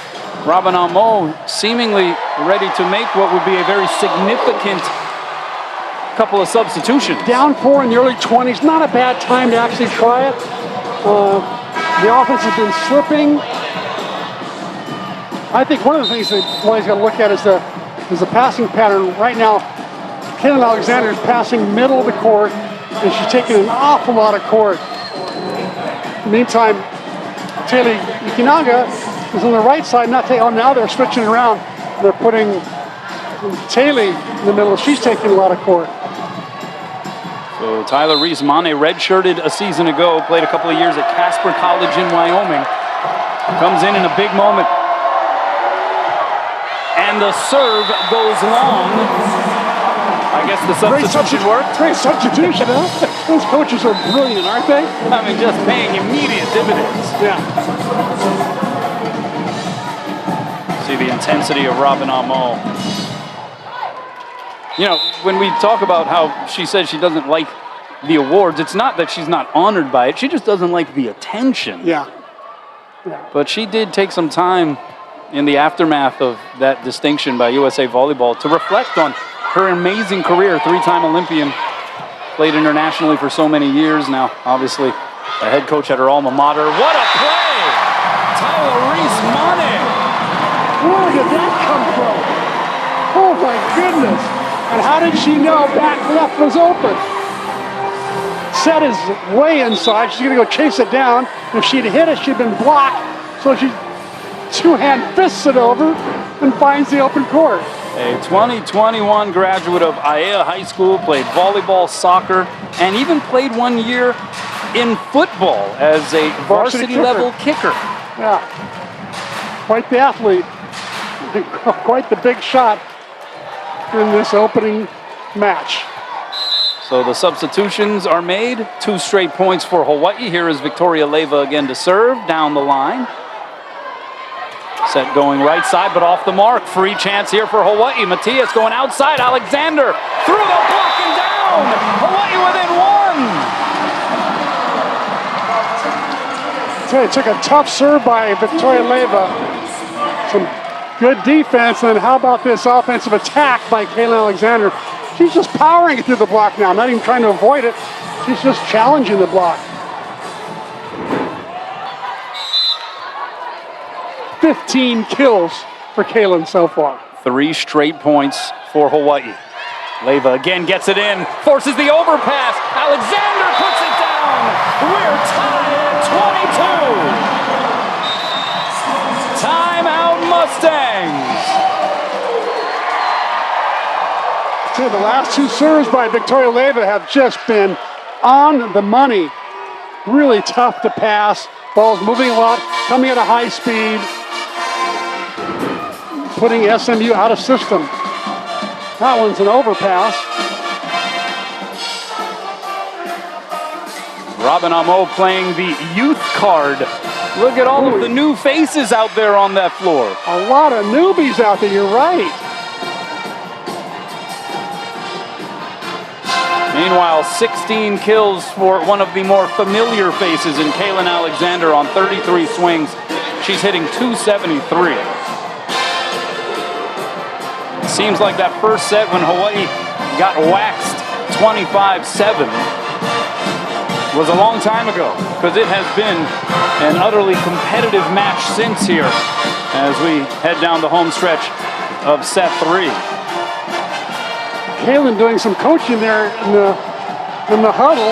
She's taken on a lot more leadership this year, along with Taylor and Kate Lang. The 3 of them have really taken upon themselves to guide this team's culture and try to build that chemistry as quickly as they can. Not much time. They got training camp, and then they got first match, and then it's go time.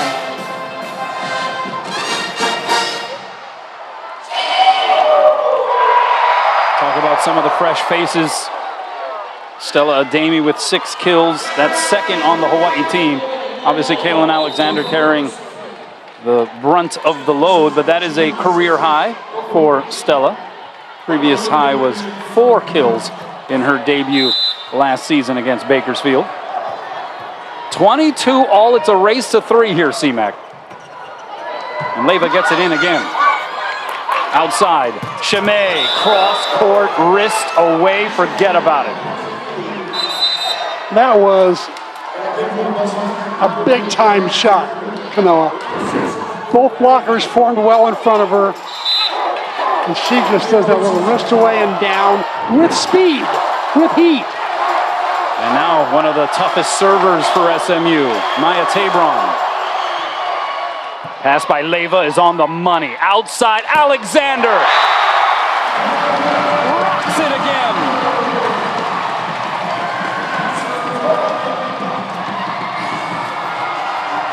How about this youth movement? Victoria Leyva playing in her first official match as a Rainbow Wahine. And when they needed the most right there, she put that pass on the screws. Yep, she did. And she had a monster dig in the last set. It was crucial. And then 2 great serves in this last turn. Ike Naga with the serve, 23 all. Backside, Chimay, dug up by Leyva. Bump set, Alexander against the double block. Works it through. It's a aloha ball for the Rainbow Wahine. Down 22-18, slipping quickly. Did you think they'd go up to 24-23? I didn't. And look at Kate Lang, animated on the sideline, rooting on her teammates despite the fact that she was substituted out when Hawaii found itself down 22-18. There's a serve that causes some trouble right there. Setter pulled off the net. How about the dig by Leyva?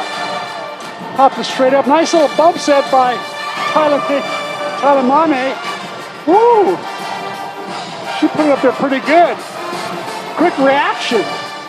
Well, let's get a quick hit from Ryan Kalei-Suji. What's up, Ryan? Hey, thanks, Kono. Well, SMU on the SMU sideline here, the coaching staff really just trying to get their players to set it on. They believe that the passing has just broken down. The coaching staff telling their passers, you guys can do this.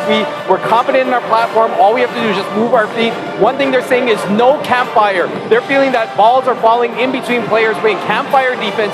They want to make sure that no ball falls to the ground that shouldn't be going after aggressively. On the Hawaii sideline, Kate Lang really taking time to talk to all the players on the court, doing all she can to help provide that coaching from the sideline. Back over to you guys. Thanks a lot, Ryan. Hawaii hitting 219 in this third frame. SMU hitting 214. And Kate Lang, one of the 2 seniors on the squad. Robin Amo decided at that late juncture, down 22-18, that she needed to make a change. Hawaii has responded, and you got to give Kate Lang a lot of credit because she is there rooting her teammates on. Yeah, great leadership. Setting a great example for other players who later on might get pulled. How are they going to behave? Aloha ball for set 3 and a match lead. Ike Naga to serve. Good serve, pulled the setter off the net. Here's Chimay, cross court and down. My goodness, she is a load. 9 kills, that matches Tabron for tops on SMU's side. And we're into extras here. We're deuces, 24 apiece. Bolton to serve. Pass by Leyva, what a beauty. Middle set, Bamis blocked. No, they're gonna say it goes off of the tape. So no block on SMU's side, a 4-hit violation on Hawaii's end. And it is now Aloha ball in favor of SMU. Golden opportunity there for Bamis.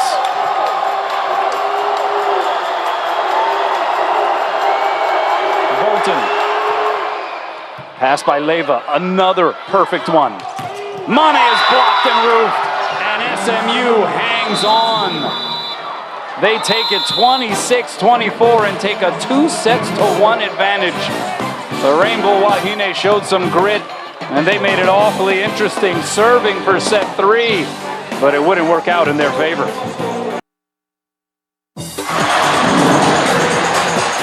Welcome back. Time now for the Hawaii Honda Dealers highlight reel, and the majority of highlights put in by Kaylin Alexander here tonight. How about 18 kills so far? She had 12 of those, I believe, in the second set alone. And she just continues to hammer away. But the thing I think she'd be most proud of, Kanoa, she's hitting 314. She had 190 last year. That's the one thing she really wanted to improve in, and certainly she is. Yeah, she was awfully candid talking previously in the run-up to this season opener about how she felt like she had gone into a sophomore slump last year. And if only all slumps were like this, she still averaged 3.1 kills per set. She did, as you said, hit 189 on the year, but she was still second on the team in aces. She was still 6th in the Big West Conference in kills per set. But she felt like that wasn't good enough, and obviously understanding the circumstances at play with 3 returning starters, she being one of the de facto leaders on this squad just based on her experience, she felt like she needed to improve her game, and it came in the practice gym. Yeah, definitely. And I'll tell you, one of the times where she really got to learn about what hardcore volleyball is like is when she went to the national team and got in that gym. She found out how important it was to bring your A game on every play, not take any plays off. As we see one of the A game coaches right there, Dave Shoji, recently returned from Paris, France, where he saw his son Eric have an amazing tournament. Yeah, it was a whole Shoji Ohana trip. It was a whole experience.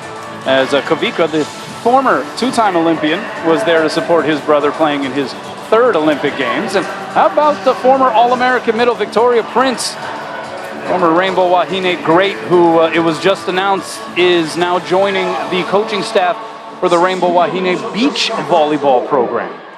Yep, good addition. They'll be great for her and great for the program. A win-win all the way around. Yeah, good to have her back in the house. Meanwhile, a 2-1 advantage here for SMU. Hawaii once again going to have to reach down deep, try to get back into this thing. Backside here is Shamay. The block slowed it down. Alexander loads up, and she gets it through the block. And maybe going back to that last sequence of set 3, maybe the second guessing would be in that situation how you don't go to Kaylin Alexander in that moment. You're right. Absolutely. Outside, that is Shamay, hits it into the twine. You know, one thing we haven't seen is the usage of her out of the back row. Hitting some bicks or some pipes. Meanwhile, Kate Lang back in at setter here to start this 4th set. Jackie Matias giving her a spell towards the end of that 2nd frame. And here is Maya Tabron. Just doing Maya Tabron things into double figures now, 10 kills. SMU got here early. They got in at about noon on Tuesday. Sam Erger saying, our goal was to, as quickly as possible, adjust to Hawaiian time. Alexander, a good dig there by Bolton. Set going outside, and that one tipped over by Wheeler. Hawaii able to play it back. Alexander couldn't quite curl that one down. It goes long, and it's a point for the Mustangs. Then they had a nice trip to the North Shore.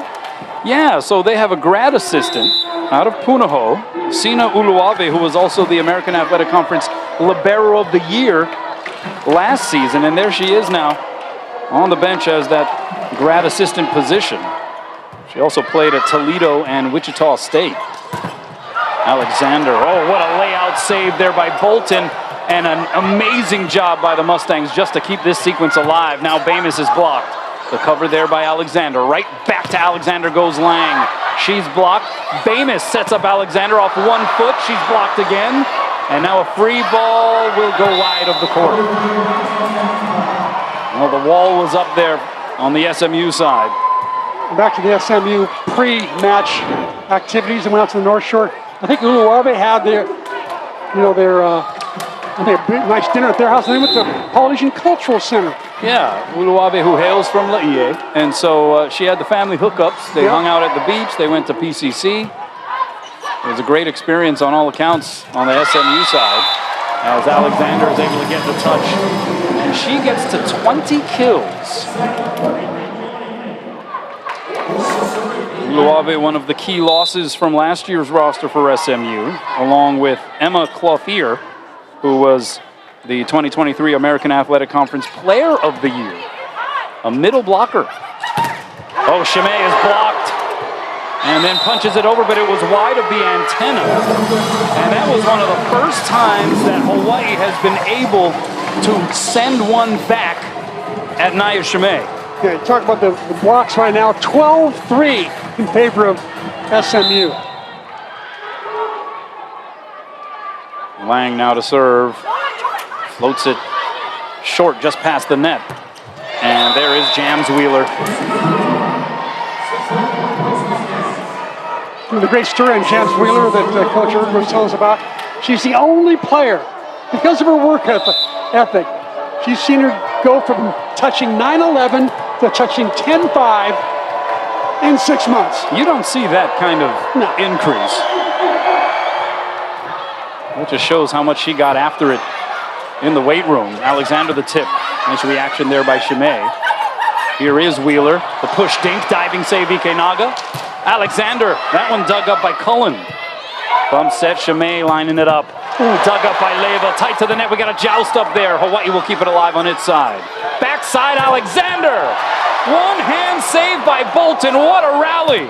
And then Jams Wheeler puts the punctuation mark.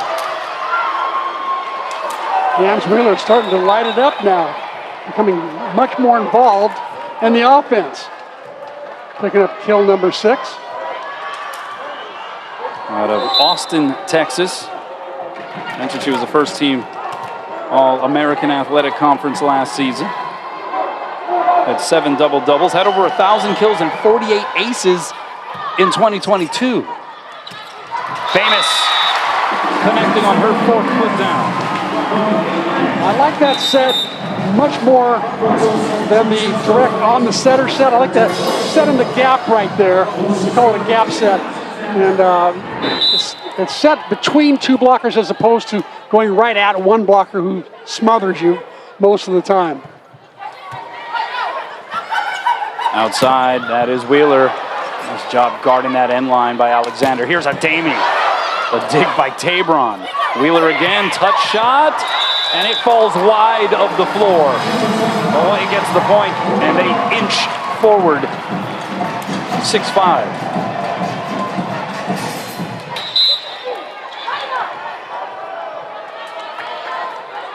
Alexander, 20 kills on 45 swings, and sends it into the string. She also has 6 digs. How about Taylor Ikenaga? 10 digs, double figures for her here in this match.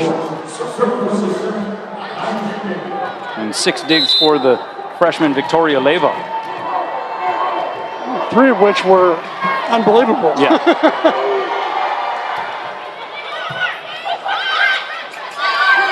Adami tried to tip it to the middle of the floor. Right there was Batenhorst.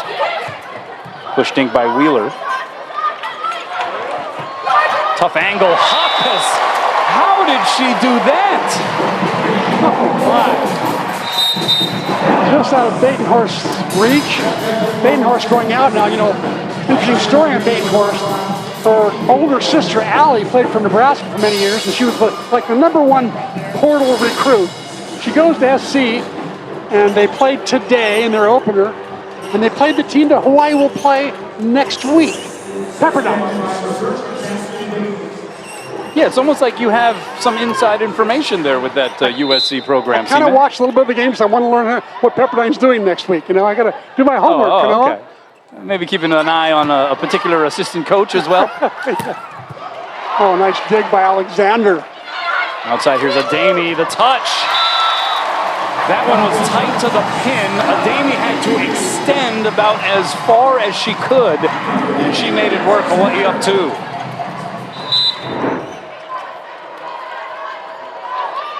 Nice little move down the line. I like the way the Hawaii hitters are starting to use the edge of the block as opposed to hitting it in the meat of the block. Meanwhile, service error for Bamus. That's now 8 service errors for Hawaii compared to 9 for the Mustangs. Going to probably be key for the Rainbow Wahine to minimize the service errors. Try to apply as much pressure as possible from the service line. Hoppus blocked back. Here's Ademi. Punches it through that block. Is able to squeak it through. And Stella Ademi now with 8 kills. She keeps breaking her record. Her own personal record, right? Yeah. All time? Adding to her new career high as a Rainbow Wahine, this being her 2nd year. Listed at 5'11". That might be charitable. Easily overlooked, and probably one of the reasons why she was not more widely recruited by some of the power conference teams. Like Nebraska, in Nebraska. She's from Nebraska. Despite the fact that she was a 3-time state champion and a Max Preps All-American, however, a campfire moment as the Rainbow Wahine had one of those you got it, I got it, nobody gets it type of situations.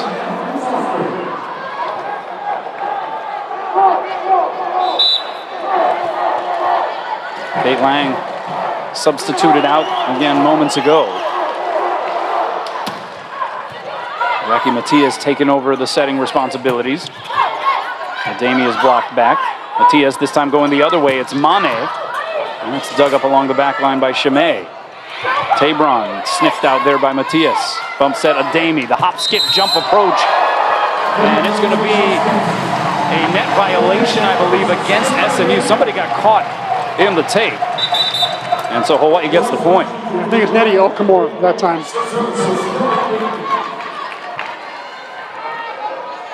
So 10 serving A. Let's see if we can catch it on the net cam. Oh, yeah, there it is.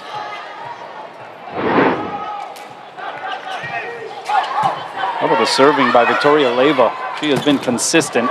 And then the 2-need dig. Tip shot, Alexander doesn't go. Tabron trying to push Dinkett past the block. Leyva, back bump set, Alexander. I'll tell you what, Victoria Leyva is putting in work in her first career match. She's having a career night, wouldn't you say? Well, so is number 17, Kaylin Alexander, who just tied her career high with her 21st kill on her 47th attempt. They run the slide. This is Okamore. There's Leyva off the ricochet. Middle set. Sylvester gets it home. 4 kills now for Millie Sylvester.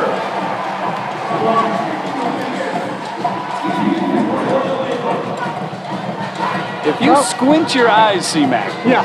Just the motion, the movement, the hand size, all of that stuff. There is some amber that you can absolutely see in Miliana Sylvester. 2.0? That's what Robin Almo's saying. The block back. Oh, nice chase down there. Chimay, free ball coming over the net. Big opportunity here for Hawaii. Matias going middle was a little low. Sylvester couldn't put a good swing on it. Tabron does, but Sylvester slows it down. And then over on 2 goes Matias. Pinballed around and returned. Matias going outside. Alexander had to slow up the approach. SMU coming the other way. Tabron is blocked. Chimay the cover. Outside again. Tabron blocked again. Bolton this time scooping it up. Tabron a 3rd time. No. Leyva bump set. Here's Alexander. Oh, my goodness. So Millie Sylvester, a couple of great blocks and a couple of great touches. And how about Leyva with that bump set to get the assist?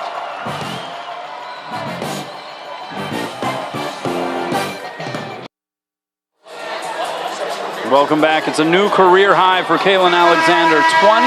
22 kills on 49 swings, C-Mac. Hitting 265 for the night. She only had 2 kills in the first set. Didn't get that many sets. But sets 2, 3, and 4, she is lighting it up. Hawaii by 5 here in a must-win 4th set. They run the slide through the Mustangs to Nady Okamore. Had such a hot start to this match in that opening frame. That's her 5th kill. She still has yet to commit a hitting error. But that's where things have changed dramatically.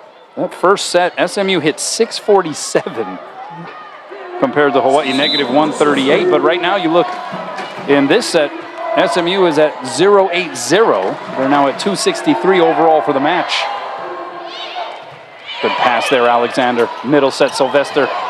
Didn't put a big crack on it. Now Tabron, you know she will. Off the block, Leyva the dig. Outside, Alexander, the quick burst. Tried to take line, but she misses wide. Her 50th attempt of the evening. Comes up empty. Oh boy, she took a good swing at that ball. Just missed hitting the end blocker's hands. Cullen, the setter, with the serve. That ball's out. Alexander cross court. Look at that dig by Bolton. That was magnificent. Advantage Hawaii. Here's Mane off the block and down. Tyler Reese Mane. I like the way she tried to use the end blocker, not go into the meat. Watch her turn and go down the line there, trying to use that end blocker's hands. A lot of credit for that rally goes to Bolton. As you said, that was a terrific dig to keep the rally alive for SMU.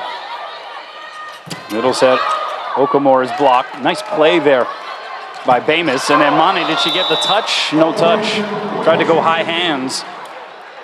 SMU gets the point. Well, we thought that there would be some necessary growth required by this Hawaii team with so many new faces in prime and important positions. We're almost seeing that growth taking place in one match. Bamis blocked and roofed. Okamore with her 7th block of this match. That is team block number 14 for the Mustangs. Yeah, she's been so good at the net. Really good hands, moves well, her eyes read the setter well. Alexander, cross court and wide. And SMU putting together a little run here. That's 3 unanswered. And you start to wonder, Kaylin Alexander, who put in so much work in the offseason, in the weight room, in conditioning, on the Terraflex. That's a lot of work they've been asking her to put in tonight, though. Mane cross court and wide. And SMU has tied it up just like that. A 4-0 run. And Robin Amo going to signal for a timeout. Hawaii. I think she's challenging. Oh, it looks like she is going to challenge. Hawaii seemed to have all the momentum at 14-10. The crowd was into it, but just like that, SMU has changed the vibe here, and we'll see what the challenge is. It might just be a straight in-out challenge. I think, that might be in. There was no crowd in the corner urging her to challenge that one that time. That was just pure Robin Amo. Throw these people over here on this side of the court. That looks awfully close, C-Mac. Is there enough to overturn the call, though, is the big question. Call on the floor was wide. I think there is. That one's hard to tell, a little blurry. Mr. Schmidt, can you make that a little more focused, please? Talking about our producer, Dan Schmidt, the big boss man. The big boss. Randy Rubinall, the boss man right now of the replay challenges. You can see possibly some of the angles that he has to work with. Again, there's some static cam pieces of footage that are available. And so he's able to zoom in and do all that stuff on some angles that we don't have at our disposal. And it looks like the call will stand.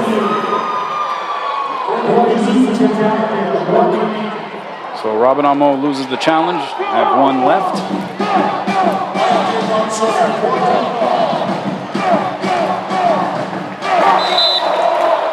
And we're tied at 14.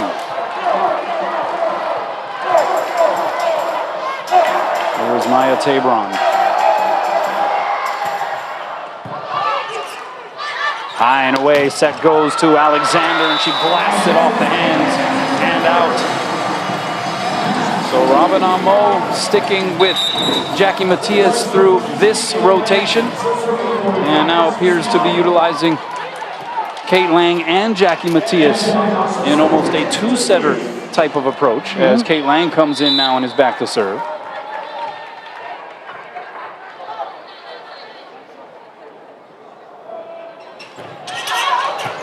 And it's a good serve. It's an ace serve. Pretty good substitution. She's been playing some good notes when it comes to the subbing. I'm talking about Robin Amo. After the game, Khalil Baxter will probably take credit for that one. That's my guess. Great serve. 16 serving 14. Everyone pulls the setter off the net. Broken play. This is Wheeler. That was a blasty blast from Jams Wheeler.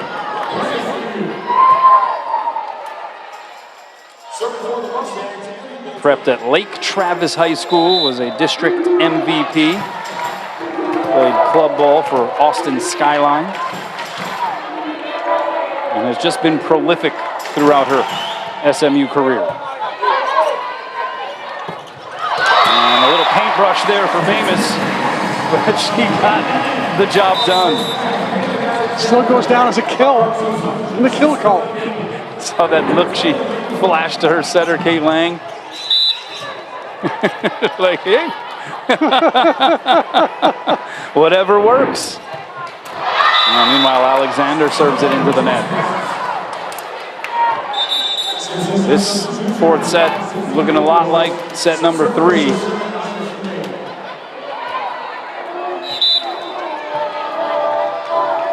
Hawaii wasn't able to finish the deal serving for that third set at 24-23. Backside, it's Hawkes blocked and roofed. Another stuff for this SMU squad.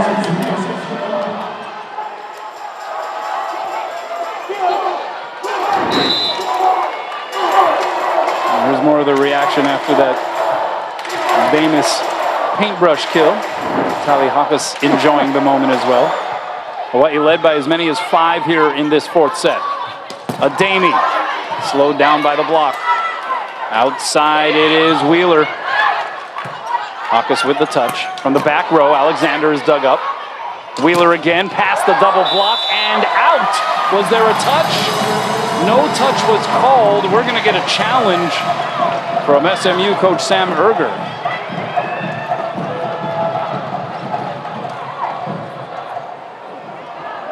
And they're going to challenge a touch. So no touch was called. And it's been a busy evening here for Randy Rubinall. Yeah. I think it's a pretty good challenge. There's at least 4 hands up there that could have touched it.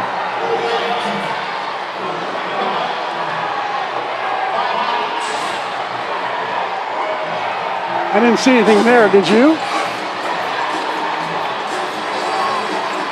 Nope, no fingers being bent back. Let's see if this angle helps.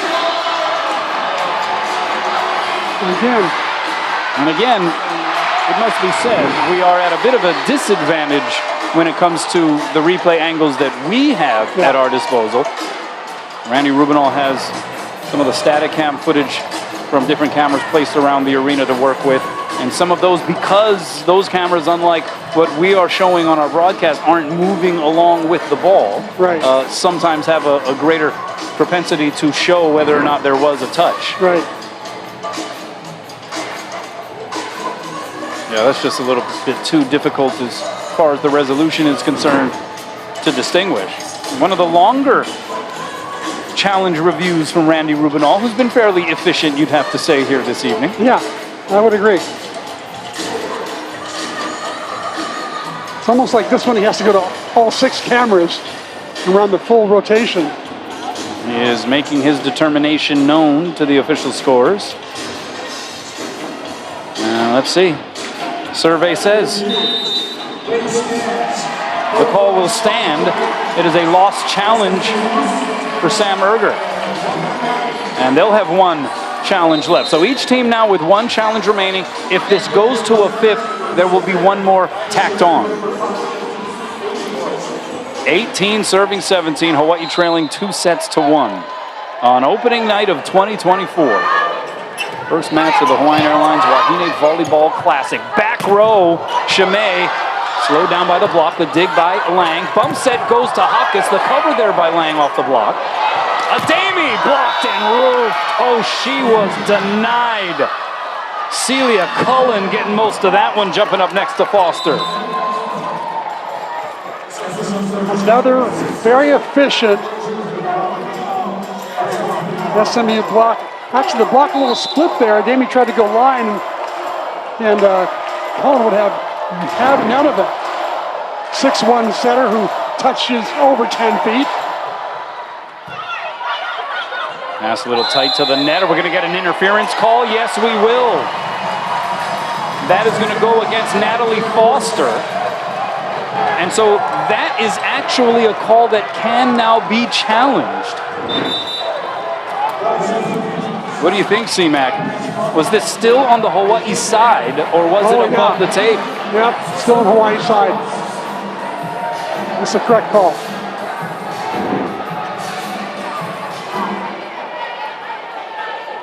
Had it been 50-50 or any kind of breaking that line, then it would have been anybody's ball. But when it's all on Hawaii side, the whole ball, can't touch it. And it's an ace! Jackie Matias dealing one out of the deck. Pops looking on. One of the great home run hitters in the history of UH baseball. Not a lot of reaction, but you know he's loving it.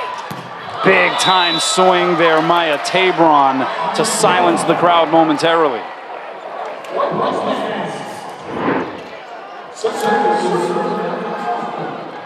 Blocked a little late getting out there, but Tabron now with 11 kills, hitting .235. It is coming down to a photo finish here in the 4th. 19 serving, 20 into the net it goes. This was very similar to the opportunity Hawaii was given in set 3. They weren't able to close it out there, trying to force a decisive 5th set. And Victoria Leyva will serve.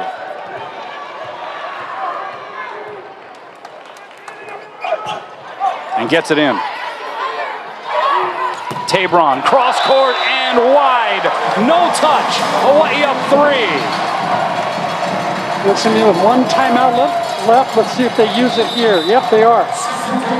Timeout. Mustangs will take a break as well. Hawaii, not pow yet.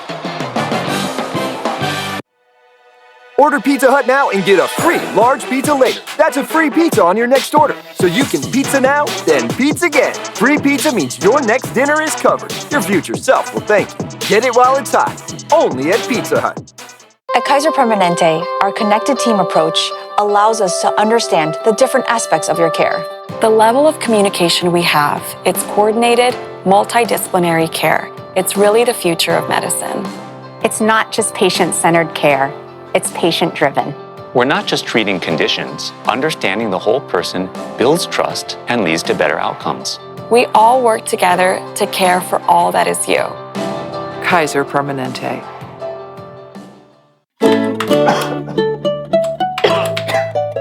It's that time of year again.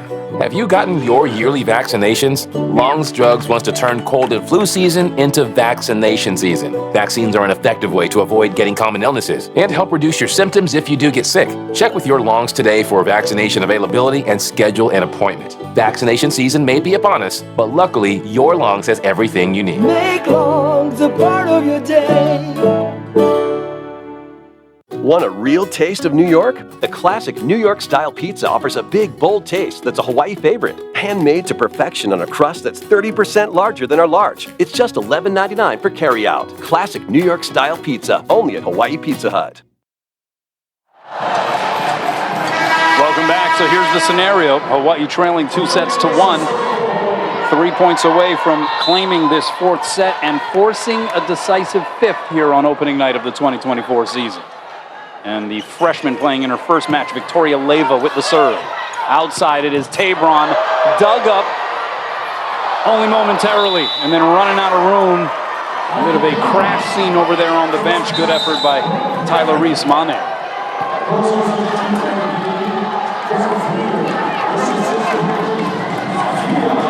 Robin Amo again sticking with some lesser experienced players, let's say. Hawaii's largest lead is 13-8. They're led by 5. Let's see if they can. Alexander dug up by Bolton.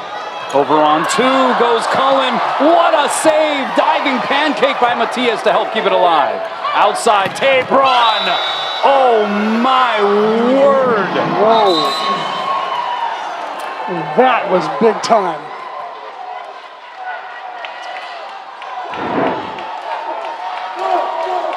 Matias gets underneath, does the pancake. Another great move by Matias to change direction. How about that shot by Tabron? Wow. Hawaii signaling for a timeout. Tabron 13 kills on 37 swings, hitting .243. Next highest kill producer for SMU is Naya Shimei. She has 10 kills, hitting .148. We'll get you caught up on some other statistics.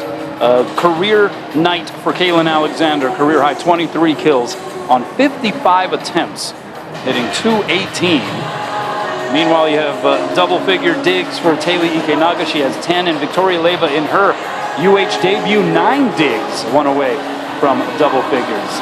Speaking of digs, Kaylin Alexander, not only the career high in kills, but also 1 dig away from a double-double. Let's send it over to Ryan. What's up? It's gonna, well, this is on the Hawaii sideline. Robin Amo really getting back just to basic coaching, even during these timeouts. She's actually physically having players put their hands up, and she's moving along like she's the hitter, asking and trying to teach her blockers on where they should be lining up, actually putting her hands on her players' hands, trying to mimic what their hand position should be doing over the net, spending a lot of time during these timeouts just teaching her team the basic skills of things like blocking. Back over to you guys. Thanks a lot, Ryan. Yeah, about as active a head coach as you will see in the sport of volleyball. Yeah, it looks like that Robin wants to get a little bit older lineup in now. I think that Kate's going to come back in, and so is Tali Hakas.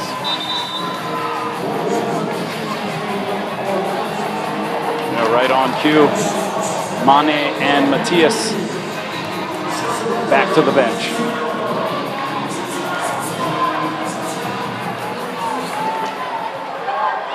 And the setter, Celia Cullen for SMU, getting ready to serve.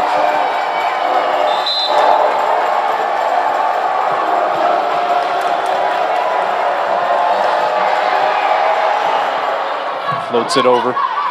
Outside, here's Alexander. Oh, she wound up as though she was going to bring the hard and heavy heat. Instead, she pulled the string and Hawaii up 2. And did you see that Cullen tried to pick on the young freshman Leyva? Leyva put up a dime, just perfect.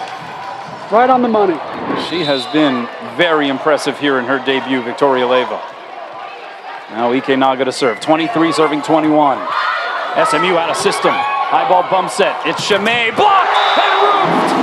Famous jumping up next to Lang. Saying, oh, no, you don't.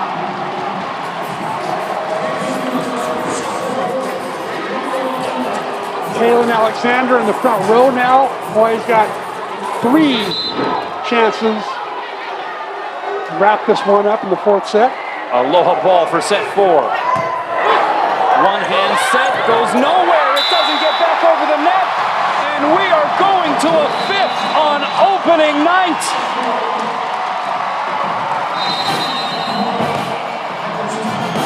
Unbelievable. Are you not entertained? Welcome back. Rainbow Wahine Volleyball.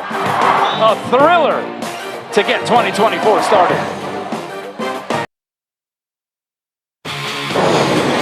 Welcome back. Well, first career start for Jason Bamus. And while there has been a little bit of turbulence at times, she is starting to find her footing, C-Mac. Yeah. It's just going to take some time before the connection between the setters and the middles becomes more solid, more smooth, more predictable. Tonight it's been a little bit, I would say, erratic. The 9 kills, 1 off of her career high. We've got the DJ in the house on opening night. DJ D-Box, who was a regular over at Les Murakami Stadium. And here he is now providing a little bit of the party atmosphere at Simplify Arena at Stan Sheriff Center.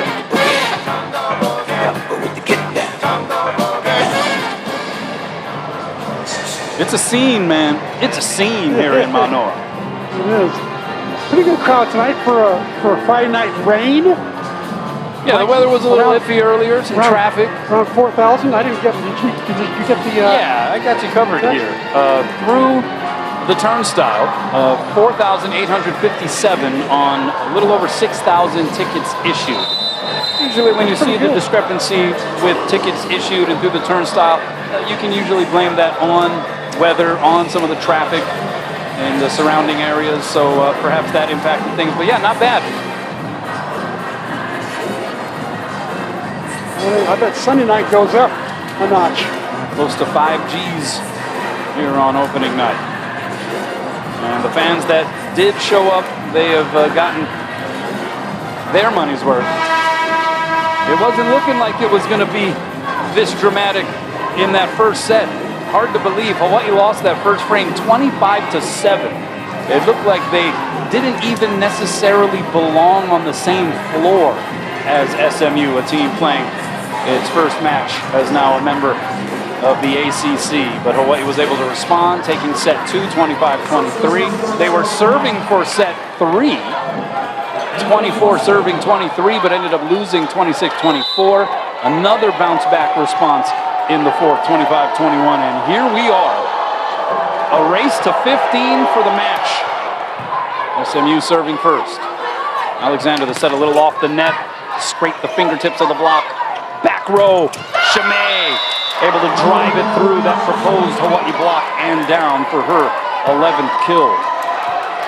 Block a little late in getting there and not forming well. Shimei took advantage of it. It is Natalie Foster serving and serves it out. So Hawaii on the board, 1 serving 1. Momentum so key in a 5th set scenario. Getting off to an early start, very important. Naga to serve. Pass a little tight to the net. And a great play. Little improv there. Celia Cullen, who went over on 2, catching Hawaii off guard and putting SMU up 1. You see why she wants to turn pro. She's got all the shots. And a really good setter, by the way. So the pins down the middle and the back. Outside, Alexander. She put a whooping on that one. Alexander, career high, 25 kills on a career high 58 attempts here this evening. It's a good thing she's having a career night because 4 other hitters are hitting negative. She's carrying a big load. Hawaii still hitting below 100 for the match. Outside, Shimei. Oh, she floated for a moment. Dug up there by Leyva. That's her 10th dig.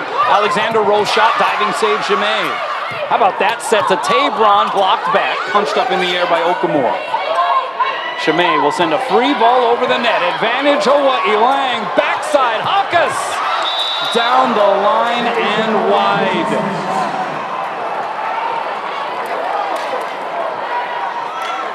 Tali got blocked a lot in that first set tonight.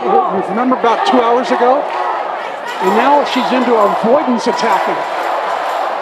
She's feeling like, oh no, I don't want to get blocked again, so I'm going to go line, and she's just missing. And she's hitting negative 111 here in this match. Now Tabor on the serve. Lang going middle, it's Bamus. Tabor on the save off the block. Oh, that middle set ill-timed and ill-executed. And Okamore punching it into the string. And so we're tied at 3 apiece, seesawing along here early in the 5th. Stella Ademi back in the lineup. She's hitting for a positive number. She's hitting 270, 9 kills. And that serve just drifts long. And it's another elemental aspect of a 5th set scenario. You got to get your serves in. You don't want to be giving away freebies. And you don't want to be serving lollipops either. Ellie Bolton now to serve. 4 serving 3 here in the 5th.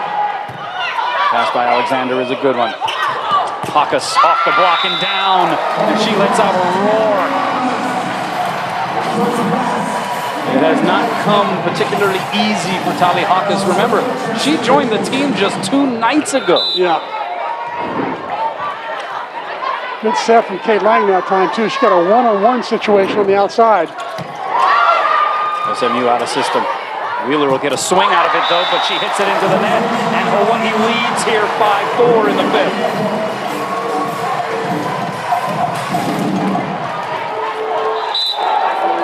This SMU team got 76 receiving votes.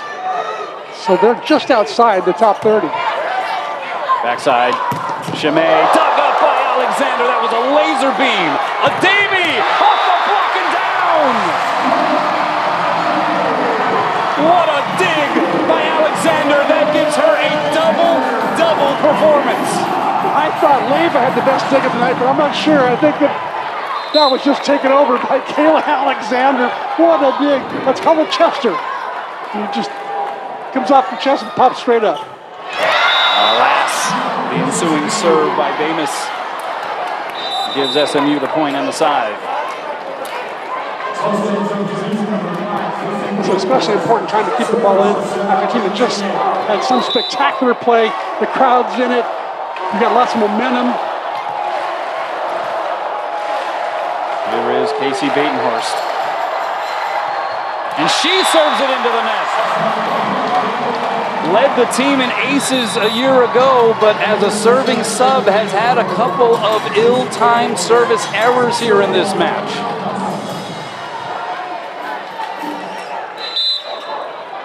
And here is Tali Hakas, 7 serving 5. That gets over. Overpass, placed down by Kate Lang. Hawaii gets to the 8-point plateau. They will swap sides. An advantage for the Rainbow Wahine here in set 5. Good serve, forces the overpass. Kate Lang takes advantage. Doesn't try to swing that time. She's just going to tap it down and be a little conservative. Got the 8th point. Hawaii hitting .375 right now here in the 5th.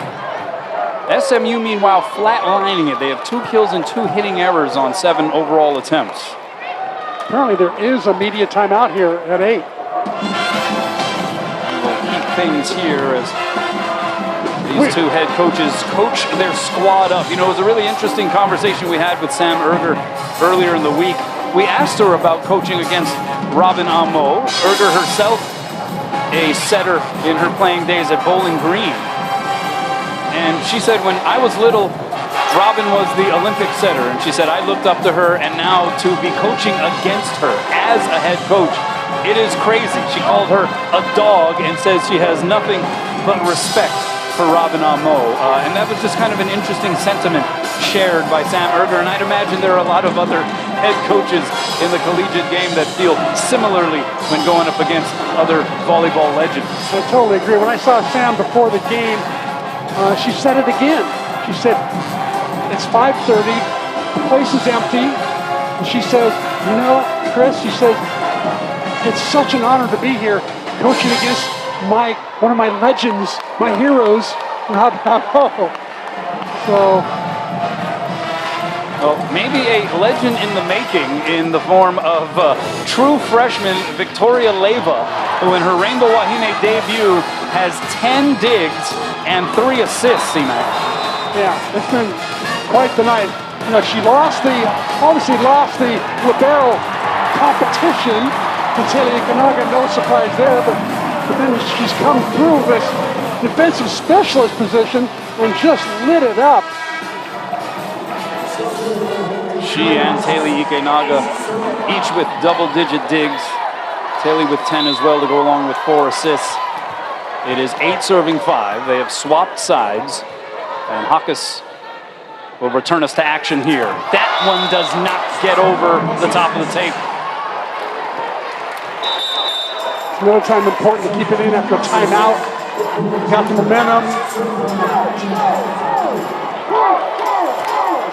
This match very much up in the air. It is remarkable that we are even in this position considering what transpired in that opening set. Pass by Hakas. Lang going high and away. Here's a Damie, the tip shot snipped out there by Tabron. Middle set, that was smacked home by Natalie Foster. Very little resistance that time at the net for Hawaii. When SMU gets a good pass, and they love to run the middle, and they do it all kinds of ways. That time, 31 set to Foster. They've scored on that more often than not. And Foster now with 5 kills, hitting .333. And another double sub with Tyler Reese-Mane and Jackie Matias checking back into the match for Hawaii.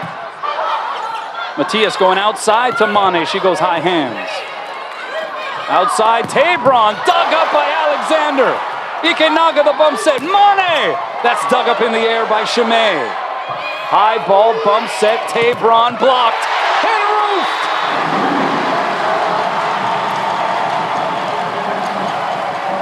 Tyler Reese-Mane took a great swing in the middle of that rally and just kept things going so the Hawaii could score on their block right there.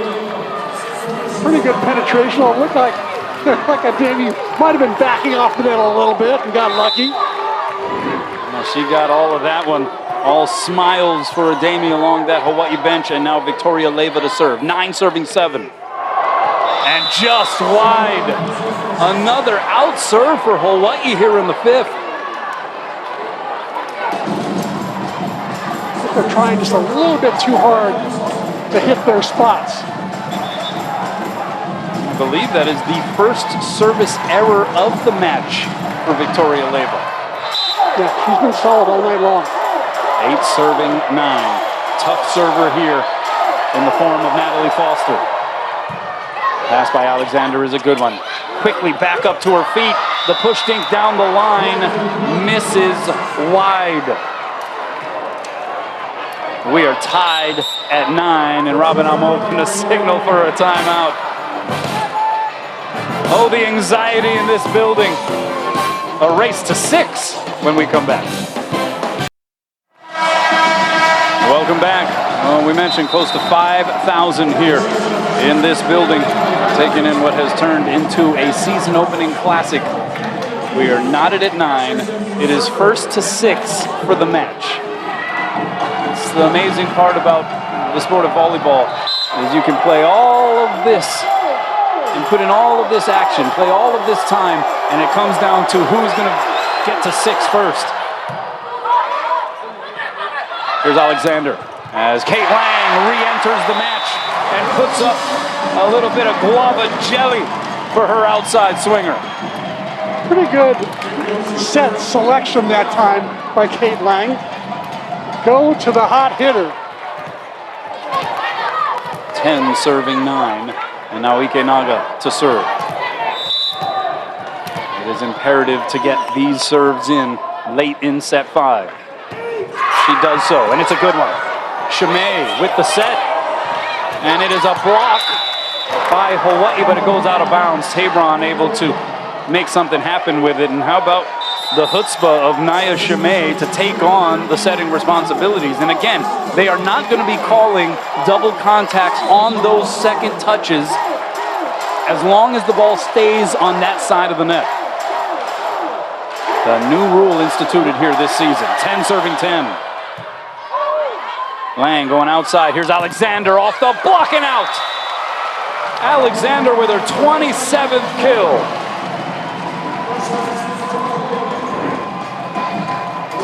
Ball set off the net, and Alexander doesn't mind. Actually, she might even prefer the ball being set off the net a little bit more. She can use more of her shots. That's 62 swings now for Alexander. Tabron blocked. High ball bump set. Shimei. Cross court and wide. No touch up front. Hawaii up by 2.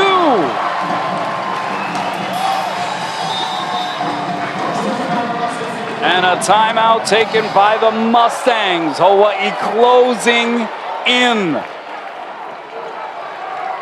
Maya Tabron, who has been the leading attacker for SMU here in this match. 14 kills on 43 attempts. She also has 10 digs to go along with 6 blocks. So a double-double performance. She's done it in a variety of ways. 4 more blocks and she'll have a triple-double. Yeah, she's quite the athlete. Gets her kills in all kinds of ways.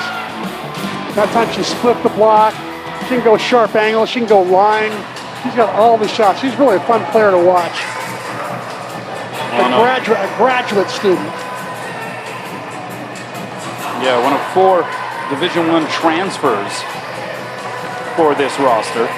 They brought back 7 overall players off of what was just a fantastic, almost unprecedented level of success last season for this SMU program. Let's check in with Ryan. What's up, Ryan? Hey, thanks, Kono. Well, on the SMU sideline, the coaching staff really talking about specific tactics. A lot of balls they're saying are out of system for them because their passing is not allowing them to run a fluid offense.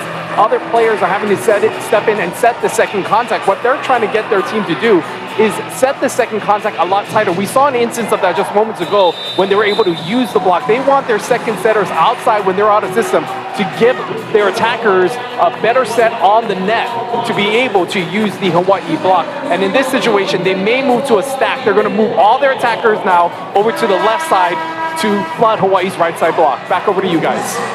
Thanks a lot, Ryan. Sam Erger talking about the opportunity now for this program in the ACC. They said they set records in fundraising, overall excitement around this program. They are taking a step to another level. But right now they are finding themselves in a dogfight. Alexander with the one-hand save and then the push dink down the line. And we're going to have a net violation against SMU. Hawaii's going to get the point. Oh, I did not see that one. Must have been a follow-through into the net by Okamura. 13 serving 10 in the 5th. It was Nady Okamura whose back apparently touched into the twine. Outside, Tabron. Relentless. Kill number 15 for her. And she is retreating back to serve. One of the tougher serves Hawaii has had to deal with tonight. Yeah, really good server. But Hawaii's got to be happy she's going to the back row now. She's off at back row stuff if she's going to be a Terminator. 11 serving 13. The crowd trying to make some noise. Pass Ikenaga's a good one. Backside Alexander was a little tight to the antenna. Swing by Wheeler. Two-hand save Ikenaga. Lang high and away. Here's Hakas over the double block. Tabron the easy save. Outside Wheeler. Drives it past the Hawaii block and past the diving effort of Victoria Leyva. Robin Amo's got 1 timeout left. I think she should use it right now before SMU ties it. Robin Amo will signal for a timeout. And we'll take a break as well. Hawaii by a digit in set 5. Welcome back. A little hydration there for head coach Robin Amo. She's working hard tonight, I'm telling you. Looks of anxiousness on both sides. 12 serving 13 out of the timeout. Pass by Leyva is a good one. Outside, here's Alexander, hits it into the net. Point SMU, we're tied at 13. That's set just a little bit low and inside. Kalen's got to have that line shot. In order to get that, it's got to be further to the antenna. 3 straight points for the Mustangs. The slide to Bamus. Off the block, it slowed it down. Advantage Mustangs. Bump set. Here is Chamay. And that hit the pin. It's a point for Hawaii. And it is Aloha ball for the match.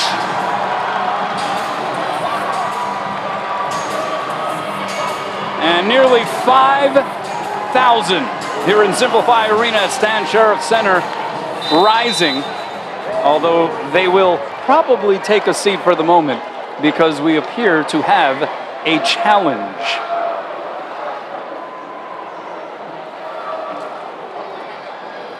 So they're going to challenge whether or not that ball hit the antenna, which was the call.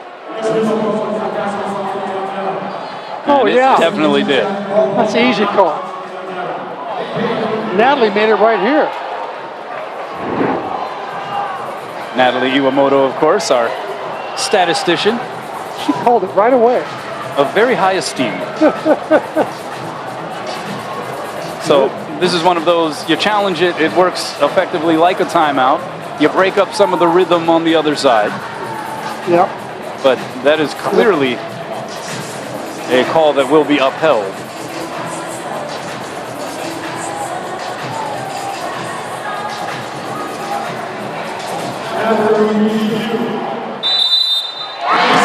So here we go. They will stand in unison once again. Except for that small little area over there with SMU cheering section. They're waiting to have their turn. It's Aloha ball for the match. Well, even some of them are standing, holding up the SMU flag. Here we go. Aloha ball for an opening night victory. Alexander the serve.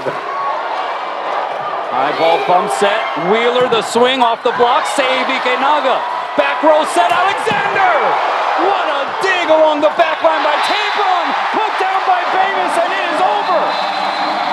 Hawaii wins it in 5.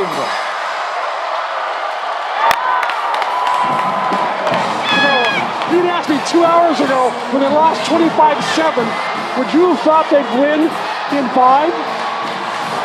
That wasn't a come-from-behind victory. That was a resurrection. Yes. After Hawaii lost 25-7 in set 1. Yeah. And looked like they did not even belong. Yeah, no question. And look at that celebration. Absolute jubilation on the side of the Rainbow Wahine.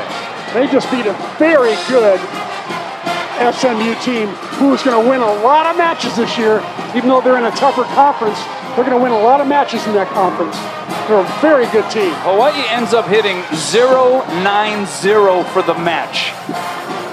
The statistics, in some ways, will not fit the narrative. This was just one of those nights where the Rainbow Wahine put on a vintage fight.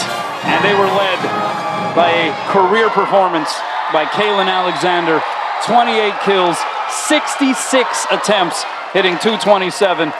Also had 11 digs. You had the fantastic defensive performances by Taylor Ikenaga, 12 digs. Victoria Leva in her first match as a Rainbow Wahine, 10 digs. And Hawaii is victorious on opening night. Scott Robbs is with Robin Amo. All right, thanks a lot, guys. Coach, congratulations. I don't know if I've ever seen a team lose the opening set 25-7 and come back and win. How'd you do it? Tunnel talk. Tunnel talk. I mean, I think I kept saying it in interviews.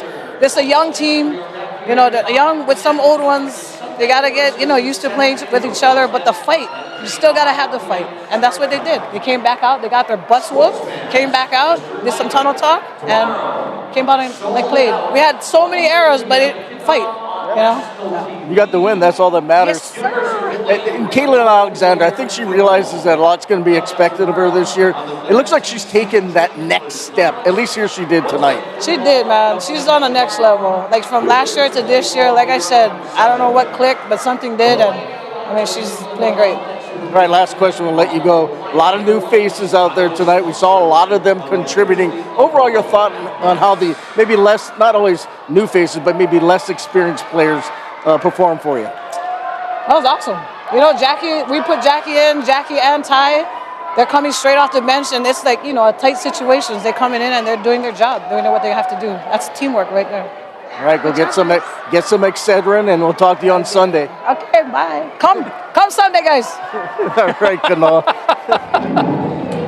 If that does not implore you to show up on Sunday, I don't know what will. Bank of Hawaii presents the players of the match. Maya Tabron had 15 kills, hit 205, 6 blocks, 12 digs, and a service ace for SMU.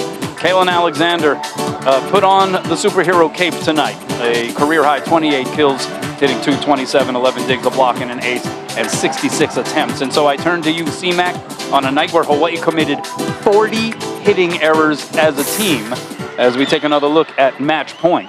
Kaylin Alexander with the big swing, a great dig, but it wound up down on the SMU side. And Hawaii able to celebrate what was an improbable victory when you look at some of the statistics. But I turn to you, they get this win almost out of sheer will and fight. How sustainable is this, though, when you talk about the effort that Kaylin Alexander had to put in individually in this match? Great question, because I don't think it's sustainable, to be honest with you. They've got to find a way to have other players help out Kaylin, because, you know, Kaylin hit for big numbers, right? But there's 4 other hitters that hit negative. That can't happen night in and night out and expect to win, you know, significant matches. So she's going to need some help for sure. Anything else that stands out to you? What would be among, outside of the Herculean performance of Kaylin Alexander, what stands out to you about this debut here for Hawaii? I love the play of Taylor Ikanaga and Victoria Leyva. Those two dug a lot of balls. They passed a lot of balls. They need to get a lot of credit for stabilizing that back row in the passing and the defense. All right, well, stay tuned for the post-game show. Corner Crew is going to have a whole lot to talk about after this 5-set thriller to open the 2024 season. If this is just what we're going to get in the opener, if this is in any way an indication of what we're in store for this season, oh my goodness, get ready, folks. It's going to be a wild ride. Hawaii 1-0. For Chris McLaughlin, I'm Kanoa Leahy. Until next time, we bid you aloha from Manoa. Heart pumping. Muscles. Tonight's season opener between Hawaii and SMU. First for the Mustangs. Leading the way was Maya Tabron, who had 15 kills on the night on 44 swings.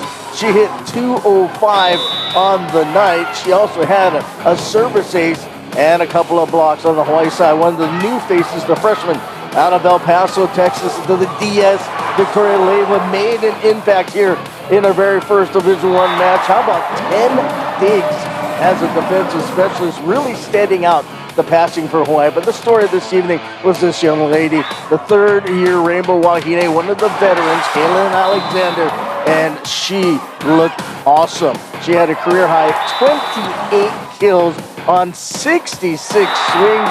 She hit 227 every time Hawaii needed to answer an SMU attack. Hawaii went to her, and she delivered as... Welcome back to the Hawaii Honda Dealers post-game show.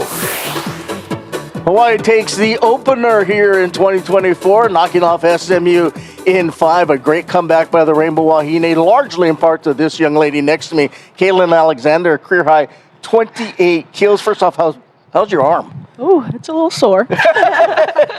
You and I were talking before we went on the air, and I mentioned this even on air, that it looks like you've taken that next step up, and you said you can feel it as well. How do you explain it? I think in the spring, my biggest focus was just consistency. I feel like I had all the pieces together. It was just like on and off. So I think this summer I was really just getting back to the basics, footwork, serve, receive, finding new shots for my swing, and yeah, just getting back to the fundamentals. Well, one of the things that impressed me the most was of course, 28 kills is great, but your passing, your defense, you seem a lot more confident in there. How do you feel in the passing pattern and defensively? Has that something that you feel has come along as well? Oh, yeah. Spring was like a lot of building. Like, we all knew that when we came in, we were going to be young and new, so we really had to just focus on serve receive. So we did like lots of drills with footwork and like passing. Like, I think I passed like literally every day for 6 months in the spring. So I think that's helped a lot. And also it's made me a lot more comfortable with like passing and things like that. I want to know, after changing it up just a little bit, after game one tonight, which was a little shaky, you know, it was a little rough on you guys. Nice. Give me a break. Give her a break. First game. I'm not blaming her. You guys went back into the tunnel, and I want to know what was shared with you, because when you guys came out, it did seem like a different attitude and a different team. Coach Rob basically did her little tunnel talk, and basically she just ripped us a new one, as she said. And so, yeah, I think after that first set, it was just kind of like, okay, we're here now. Like, let's start working. So I think that's when everyone kind of like dialed in a little bit more, because we had no idea like what we were going to look like, because we've just been playing each other. So I think we saw like how much potential that we have left in the game, and then we just used that. And I think that's why we looked so different from set 1 to 2. Yeah, I was going to kind of piggyback on that. That's kind of what my thought process was. What did you learn about your team tonight? Yeah, basically, we're just really young. Like, in that first set, I just showed it. Honestly, I just see a lot of potential in this team. Like, I'm so excited for, like, the next games, because, like, if this is how it looks when it's, like, shaky, like, imagining how it looks once we, like, polish, like, all the little things, like, I'm so excited. And do you relish this role? I mean, in the years past, there's always been a go-to player. Are you the player now? Like, do you want the set on match point, on set point? Oh, yeah. I want the ball every time, but I'm also telling, like, the middles, like, set the middle, or right sides to get up and things like that. So I just want, like, everyone to have their, like moments, you know? So, yeah. All right, last, you got a little question? No, I just wanted to say congratulations, because from freshman of the year in the Big West, and then last year you had a little bit, you termed it a sophomore slump a little bit, and now you're completely you're a junior, you're more mature. You're, whether you like it or not, a leader on this team. People are really looking up to you. Yes. All right, last thing before we let you go. You want to give a shout out to family and friends back in Georgia who's watching? Hi, Mom. I know you're watching this with Rain. And hello, little Rainy baby. And hold on, you got to tell us who that is. Oh, Rain is my new baby niece. She's 7 months old. She'll be coming to Texas, and I'm actually so excited to see her. So, yes, hello to everyone at home, and hello, Cameron and Camille. And, yes, love you guys very much. Hey, thank you so much. Yes. I know we'll have you back in the corner again sometime this year. Keep up the good work. Thank you, guys. Kaylin Alexander helping Hawaii win here tonight in 5, and taking a look at what's up next for UH. Of course, on Sunday, Hawaii returns the action here on the Terraflix. 5 o'clock start. They'll go up against San Diego. San Diego and SMU actually will play tomorrow at 7 o'clock. So if you're coming to the football game, you can go to volleyball after. Football game's at 1:30, volleyball at 7 o'clock. So that's the opening weekend. Next week, Friday and Saturday against Scott Wong's Pepperdine Waves. And then Hawaii with a kind of a weird Tuesday, Friday, Saturday schedule. Texas State on that Tuesday, followed by Oregon State, Texas State, and then on to the road.